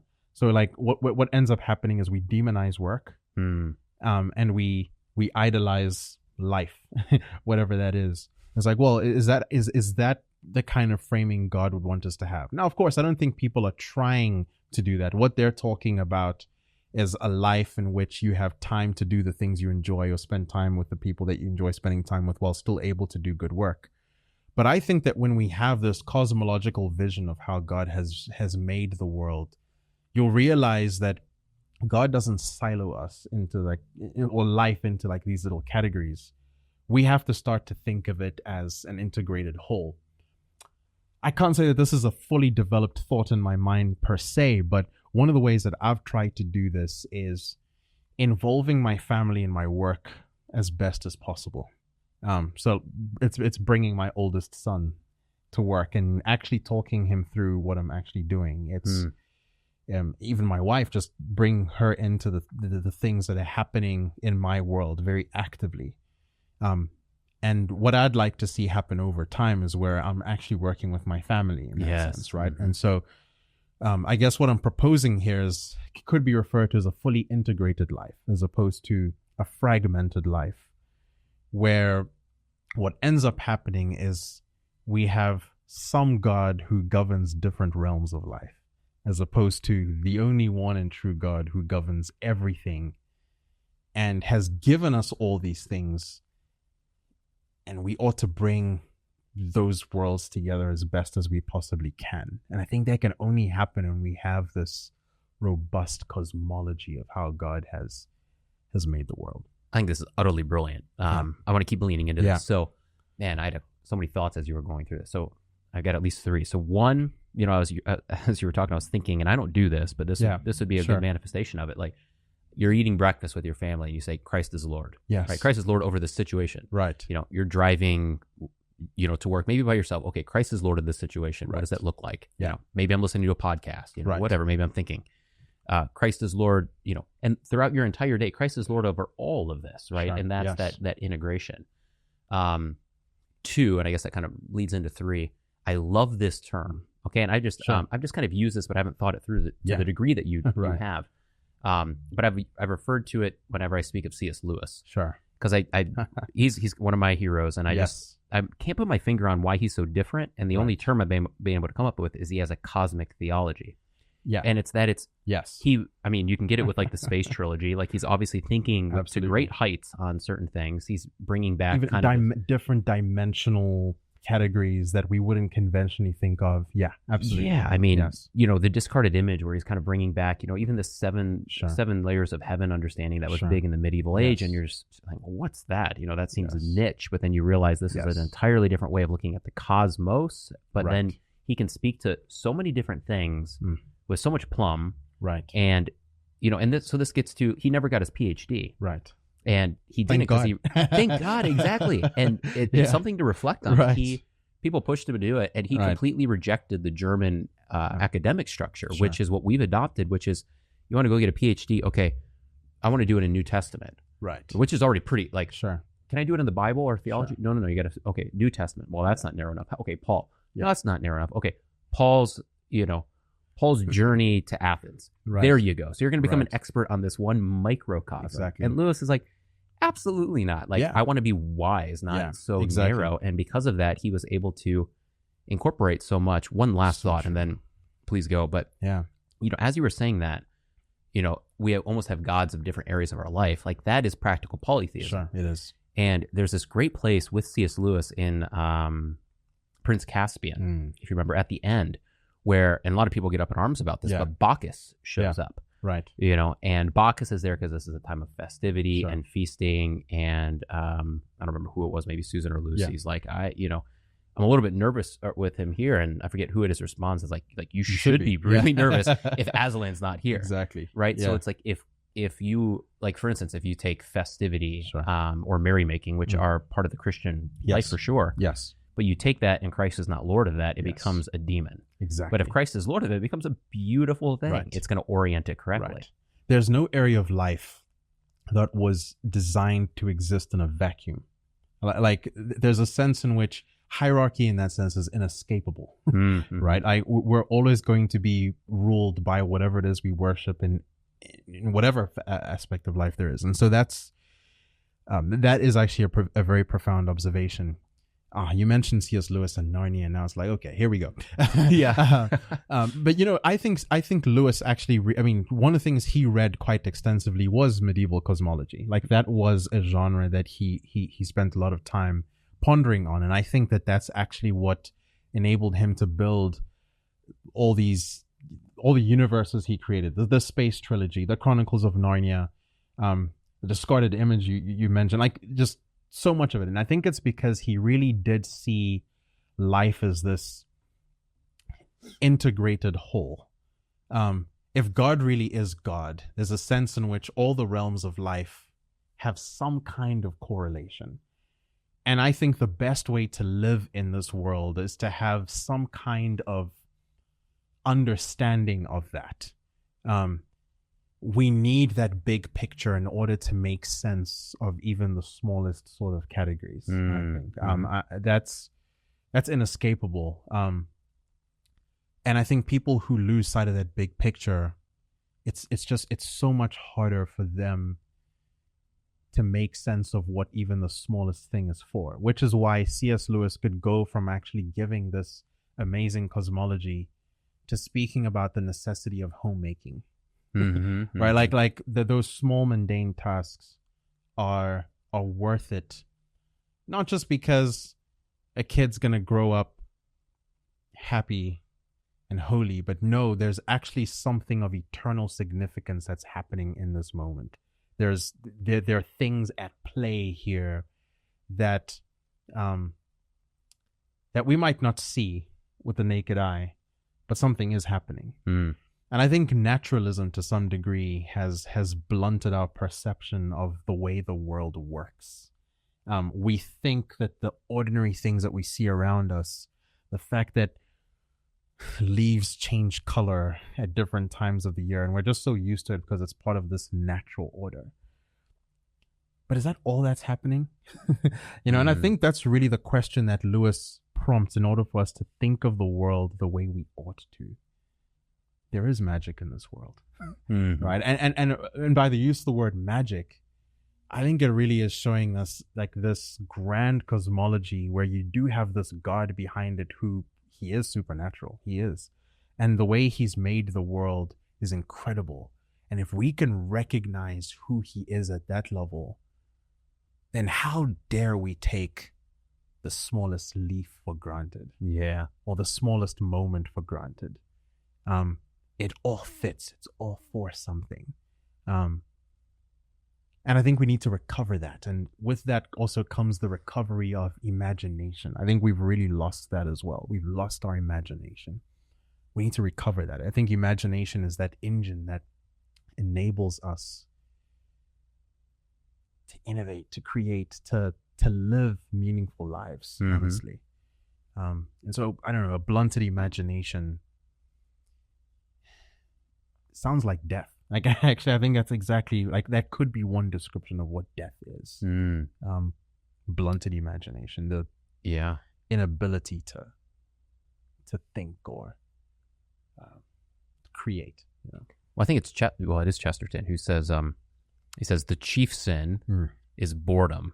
Oh yeah. And I love that. And of course, he's not making he's not saying, well, that's more than pride, whatever. But it's such a potent little line where it's like you've got God's creation around you. Yes. And you're bored. Yes. How could you do that unless if death was seeping in, unless if the words that cause your eyes to work, right? Unless if those are being blunted. Right. You should, and I mean, he kind of gets in that with the abolition of man too, where he's like, look at that waterfall, it's sublime. No, it's not. The textbook writer says, no, it's not sublime. You feel sublime feelings. Right. And it's like, that will kill your imagination. Exactly. Right. Oh, it's just synapses in my brain, or it's just my subjective experience. No, like there's objective beauty around you that you should gaze at, that you should wonder at. And when that happens, God speaks through that too. Like words enter into you in a way through that, not to the same way as a revelatory word via scripture, but like God speaks to you through that, and it forms and changes you. Absolutely. Absolutely. This could be another whole segue, but like there's a direct tie between what you're saying, us being able to behold beauty and our affections. There's something about beauty and that tied to affections. And beauty is not something, like it's actually a real thing. It's an objective thing. We can ascertain that something is sublime because that is it's not just a word to describe it. I actually say that it actually tells us something about its nature. Right? Like that's the way God made the world. He didn't waste words. He wasn't careless with how he made certain things.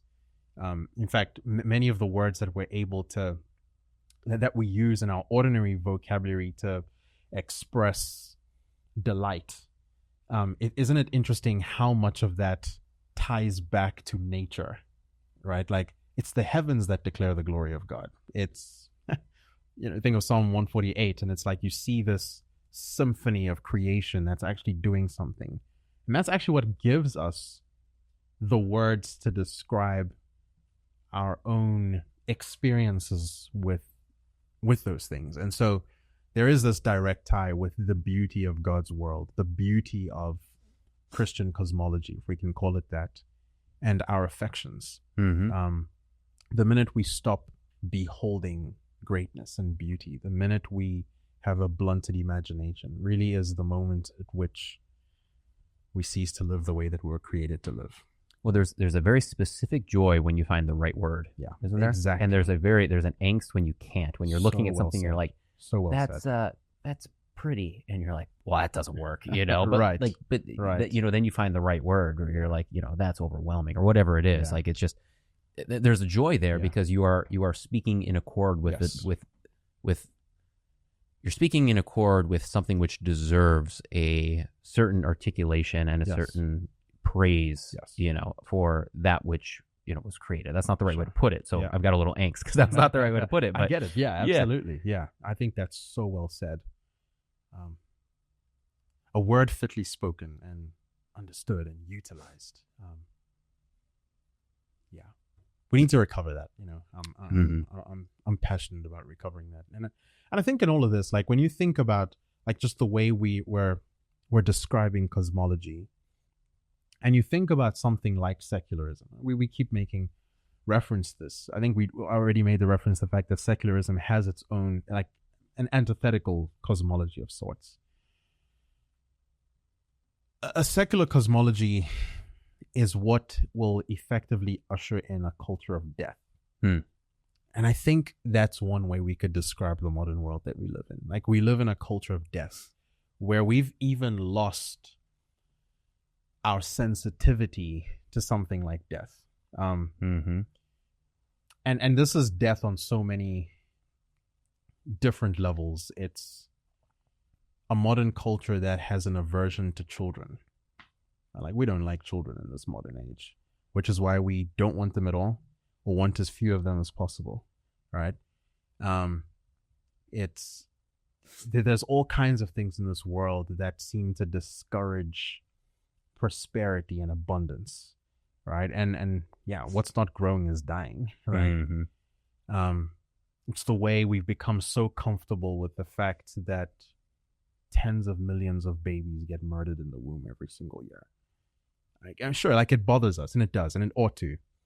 And we're trying to do something about that, aren't we? But at the same time, it's like you can become so accustomed to just living in this world where we don't really have a concept of what life is, like what a culture of life is. Mm-hmm. So kind of bringing that back to like just the importance of words is like, okay, what kind of words do we need to recover that actually prompt a sense of life and that prompt a culture of fertility, for example, a culture of fruitfulness. That's essentially what we want, which is why we can't afford to be casual or ignorant about these kinds of things. As we speak about cosmology, it actually needs to be something we are intentionally pursuing in order to build that sort of culture of life. We're not going to build it accidentally. So what do you think about, I'm thinking about the vocabulary we use, and on one hand, to say sublime instead of pretty, right? Sure. There's on that side, but on the other side, let's use the A word, for instance, that you referenced, and YouTube picks up on that word, by the way, and yes. But that A word, so a lot of the dialogue, I think, when I was growing up, I felt like the dialogue was always, we would start by doing 3 or 4 caveats, like, yes, but we always have to remember like the struggle of the mother, and we always must remember like there's difficult situations, and we almost remember like, so we put all our little caveats, and then we're like, but yes, and it's an issue. Sure. To whereas to your point, like the right wording for it is something like, this is a demonic onslaught on the life of God's creation that is happening underneath our noses, and we are complicit. Right. How do we sleep? Something like that is the right way to phrase it. But so there is an aspect of recovering the language, just talk about the grotesqueness of something. Like, amen. I think there's we're going to have to speak in code here so that the YouTube algorithm doesn't hit us. But like, there's the rainbow colored H word. Yes. Yeah. Right. That's good. That, when you see the kind of language that scripture uses to describe it, that's not the word it uses, right? There was this city that got burnt down in ancient times. Abraham's nephew had a lot in that. This is me trying to play. All right, and that's actually where we get that word to describe rainbow-colored H words, because that is an apt description of what it is. It's the kind of practice that is not just evil, but that will warrant judgment. I like that. So that word, I think, is very fitly used. And I think there's many other words like that we need to be very mindful of. But it's so important to call sin by its actual name. One of the ways that I learned this is, I remember several years ago, one of my really close friends, I think he became very intentional about this, like actually calling his sin by what the Bible would call it. Because I think we have this tendency as human beings to sort of sanitize our sin a little bit, or excuse it, or make it sound like it's not as bad as it really is. And I think there's actually something healthy about describing sin for what it is and evil for what it is, because that is what it is. It's not simply a rhetorical device to make a point, but it's actually, I'd say, a rhetorical device to declare the truth about what a certain thing is. And that's so important. So yes, going back to the A word, what is that?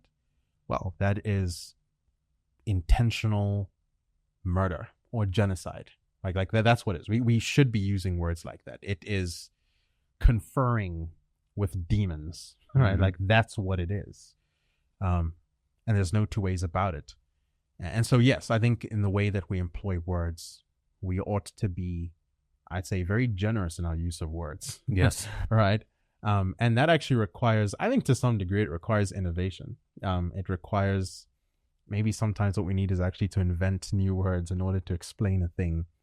But it's important to have a wide vocabulary in order to really call something what it is. And those biblical terms, so for instance, I think it's Psalm 106, I think it's right in there, where it talks about, it's a pretty medium long psalm, and it deals with, it's kind of reflecting on Israel's cycle of rebelling against God. Yes. And whenever it gets to the bottom, it articulates that what they do is kind of like this is the last straw. Right. It's idolatry. Right. Okay. But wait, no, let's get more specific. It's idolatry in that they start to sacrifice their own children to Baal and to Molech. Exactly. So in other words, you can take the downward trajectory of things start to disintegrate, they break down, and when do they reach their lowest point? Right. And then he gets real specific. The psalmist gets real specific. They are sacrificing them to demons. Exactly. Okay, this isn't even just to a figment of their imagination, to fake gods. Right. These are fallen angels exactly. who want death and destruction of that which God has created. Absolutely. And that's the bottom point. And I don't know any way that you can disconnect that historical precedence. And you can go to the Carthaginians, you can go to the Aztecs, you can notice that this is a normal trend for nations as they become degenerate. Right. And then you can look at what's going on now. Like, this isn't a political issue. Right. This isn't whatever other category you want to put it into. Right. Yes, we can show sympathy and we should help women that are in difficult situations. And absolutely. But that doesn't mean that we have to call it anything other than this is what the psalmist is identifying as the worst that Israel can possibly reach that's happening. Exactly. And then what follows that is God's wrath. Right. And we should also remember that God does pour out his wrath, and there is punishment for these things, and this cannot persist indefinitely. So maybe it's time to raise the flags on this and other things, and hence bring back Christendom. The Christendom project is actually very important. Yeah. I really do think so. And again, like we look at the world as it is now, and we can conclude that this is a culture of death that we're living in. But going back to that phrase I was teaching my kids, complainers don't build either. Like if all you're looking at is the chaos and that kind of discourages you from engaging, there's a problem there. You don't have your eye where it's supposed to be. Is the question we should be asking is God perplexed by this evil? And by perplexed, I mean, does this thwart his mighty and sovereign hand at all? Not even a little bit. Not even a little bit. Right? God really has no rivals in that sense, at least no formidable ones, right? And if we keep our eye on him and what he's doing, that reminds us, okay, then this chaos doesn't need to persist. Like, we're not at the mercy of the chaos in that sense. We're always at the mercy of God, right? And I think keeping that in mind is important. And also reminding ourselves that God has been very intentional about placing us, me as Lennox, you as Bryan, in this specific time period for this specific moment of chaos so that we can bring order to this chaos. Like, we were created for this exact moment to do something with it. Like, our mandate is to be faithful to the Lord and to be fruitful with the opportunity that he gives us for this present moment. So as you do your podcast, as I do mine, it's no coincidence. The Lord is using that to order the world in some way, right? And so whenever we see chaos, whenever we see this culture of death, it should fill us with sadness to the degree to which we see that evil. But that's not where the story ends. Christmas is coming. Winter is coming to an end, right? Like, Jadis's witchcraft is going to end. Aslan is on the move, right? Like that's how we need to be thinking about the world. That's what's happening. And, I mean, isn't that the premise upon which true courage and confidence and conviction is built? Bryan, you talk about like what motivates us to get up. I don't think there's anything more potent than just this reminder of what God is doing in this world. This chaos? Oh, come on. This is the chaos is often the fertile ground upon which great things are built. Christendom will be built upon the ruins of chaos, right? And who knows where we are in this Christendom project. That's not for us to determine per se. But what we can determine is that we exist. We've been made for a purpose. God has graciously involved us in this work to build his kingdom. and we should just be faithful in trying to do it as best as we possibly can. That was beautifully stated. I'm all pumped up, Ben. that's like one of the best pump up speeches I've had. And you made me think of the great Gandalf quote where he says, where what is it? Is it Frodo that asks him, and he's like, well, why did the ring come to me? And he's like, that's not for us to know. Yeah. The only thing that we have to do is the only question is what to do with the time that is given to us, That's right? exactly. And that is that calling that's placed on us. And you also made me think of when they first hear Aslan's name, and everyone responds differently. Edmund responds in a negative way. The other three respond just by the name, right? And I think it's Peter, if I remember right. Like he feels like this combative, righteous combative spirit of like wanting. He just wants to go like fight for something that's good, and that's what you're talking about here, is having that vision on identifying the death, and then having your vision on the life that overcomes death, and then aligning and running and having the courage to sprint in that direction. Absolutely. When Frodo's asking Gandalf this question, that's a pretty dark moment. Like it's at that moment Frodo is wondering, like, why is this happening? Frodo can feel the burden of the ring, right? And Gandalf, I mean, I think that his role in all of it is he's the one who he's the prophet who kind of gives a vision for what this is all for. And I think that Lord of the Rings is perhaps one of the most profound pictures of, the concept of eucatastrophe. The smallest light having the potency to devastate the greatest darkness. Mm-hmm. It was a little hobbit. Let me say not a little hobbit. Like you could say two little hobbits that eventually took that ring to Mount Doom, where it got destroyed. It wasn't Aragorn who did it. Of course, Aragorn had a very important role in that whole story. It wasn't Gimli. It wasn't Legolas. It wasn't Tom Bombadil. It wasn't all these iconic characters. It was these short, little, hairy-footed creatures, right? That undermined the ploys of Sauron and Mordor. Like that. And I think that there's something very intentional that Tolkien was doing with that as well. But I think that is that reminder that even our most feeble efforts of faithfulness are never wasted. The smallest light really can devastate the greatest darkness. And that's what God is doing. He's unfolding this story of light. The darkness doesn't win. And it's important for us. Maybe the role that you and I play in all this, I don't know, is just to remind people that there is light and it's winning, right? And to remind people, hey, our King is doing something and we all ought to get involved with what he's doing. The moment right now may seem dark. The rainbow flags might be everywhere.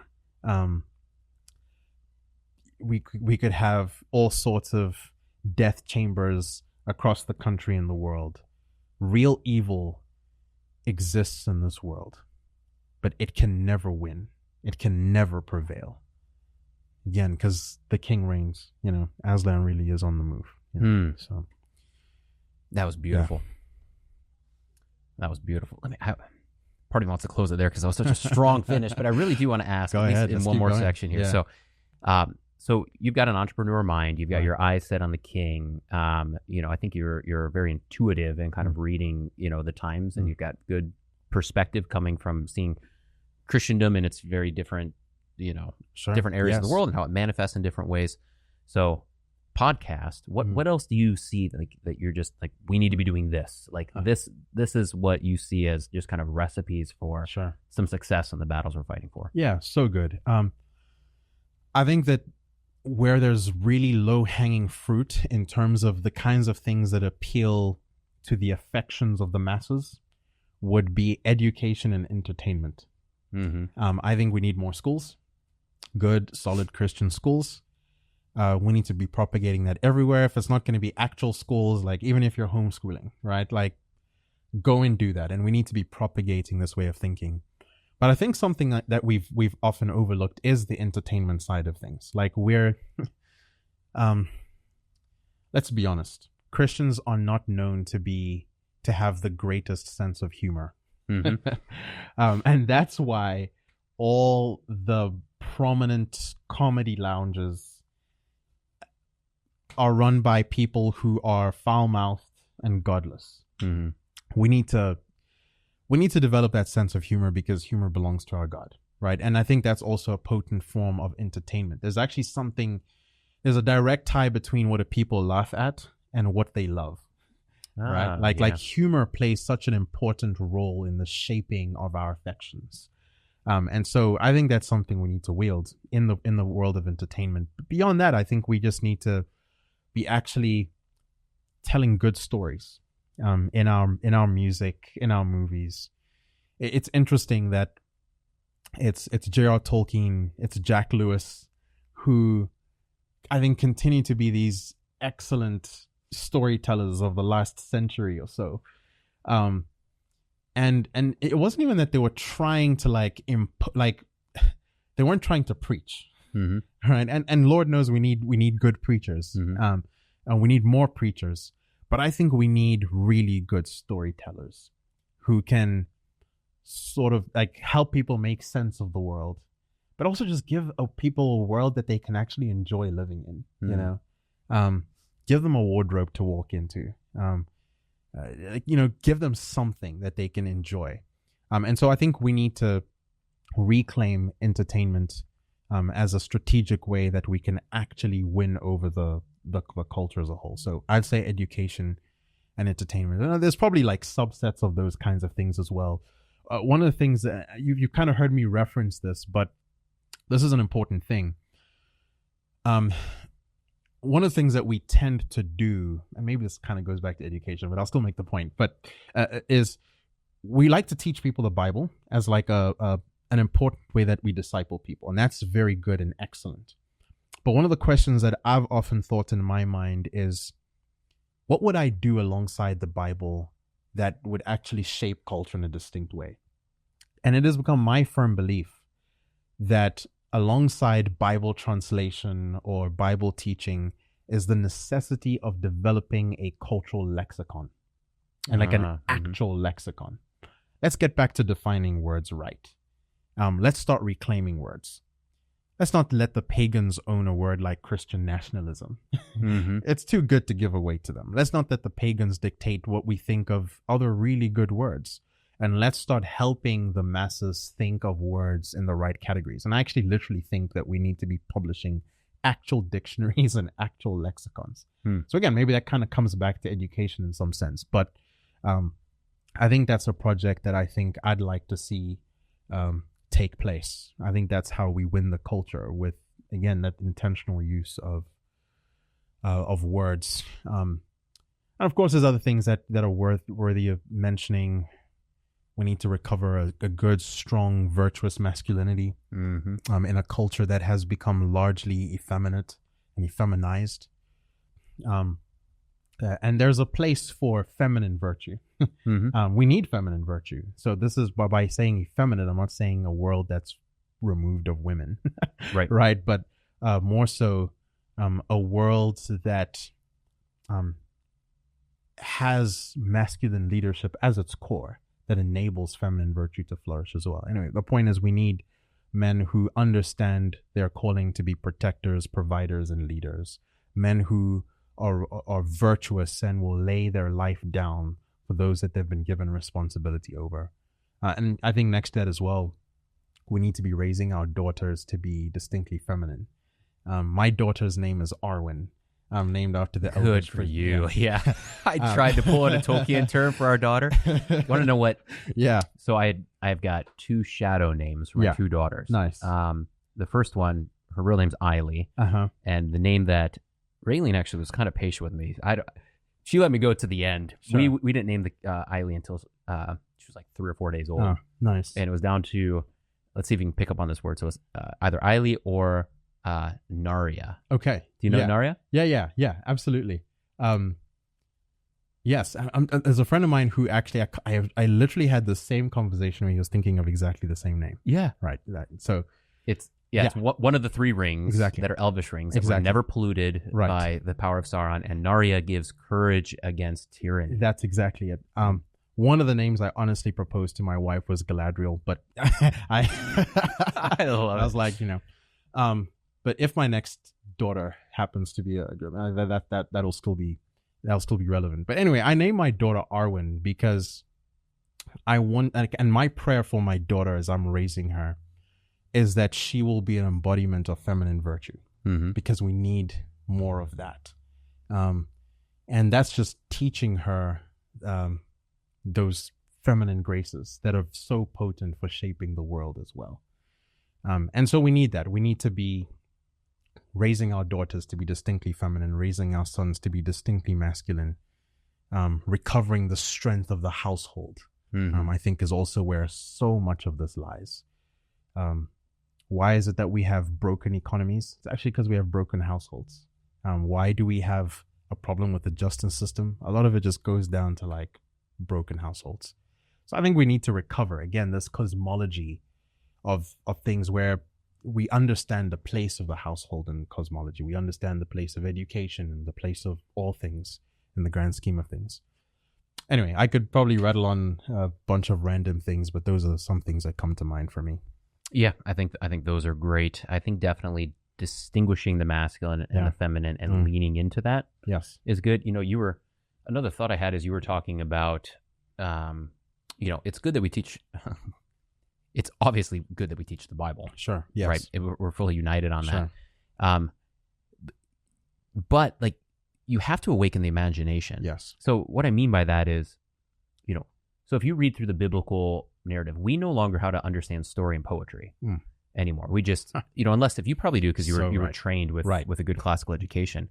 I was not. Those things were very difficult. I had to learn those things later in life, and I'll never be as polished as I could have been. But well, you're doing well for yourself now. Well, thanks. The Lord has had his way. So this helps, learning it. But like when you get to the gospel narratives, so for instance, when you get to Holy Week and you're kind of walking through Palm Sunday up until the crucifixion, there's so much that takes place there where, for instance, there's the cursing of the fig tree, So what's going on there? Well, there's this notion of, certainly it directly talks about kind of a cursing of how Israel has fallen away from what it was supposed to be doing.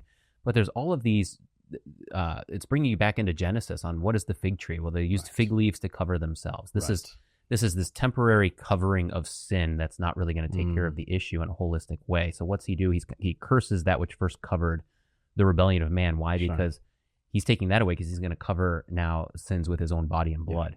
There's obviously the clearing of the temple before this that, brings into that. And then there's all of these things that he goes back into a garden, he's tempted about a tree, I don't know if I can use tempted as the right word, right? But there's this, he says, Father, can this cup be taken from me? And the answer comes down, no. You have to obey me about the tree, Son, Jesus, and life will come into this world. That same thing was given to Adam. Obey me about the tree and life will remain in this world. It's going to be easy for you to obey me about the tree. We fail at the easy obeying about the tree. Christ takes on the horrific obeying of the tree through the crucifixion. There's, now he's back, he's back on a tree. There's all this Eden imagery is the whole point. So you're not going to necessarily get that at first glance. Like there has to be an awakening of the imagination, which is really just an awakening to the kind of wonder and the beatific vision of that which is, holistically, cosmologically good, true, and beautiful. And when that happens, the scriptures open up to you. So they're not just hyper systematic.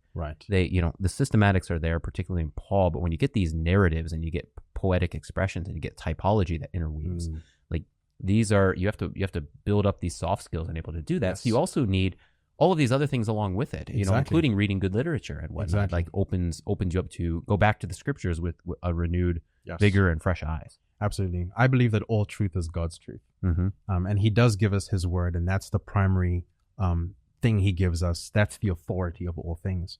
But he also gives us this wealth of knowledge. And I think he invites us into that knowledge of truth. And I think we're in the most privileged era as far as knowledge goes. We have more access to knowledge than any other time period before, and now with this thing we call the internet, it's just that much easier as well.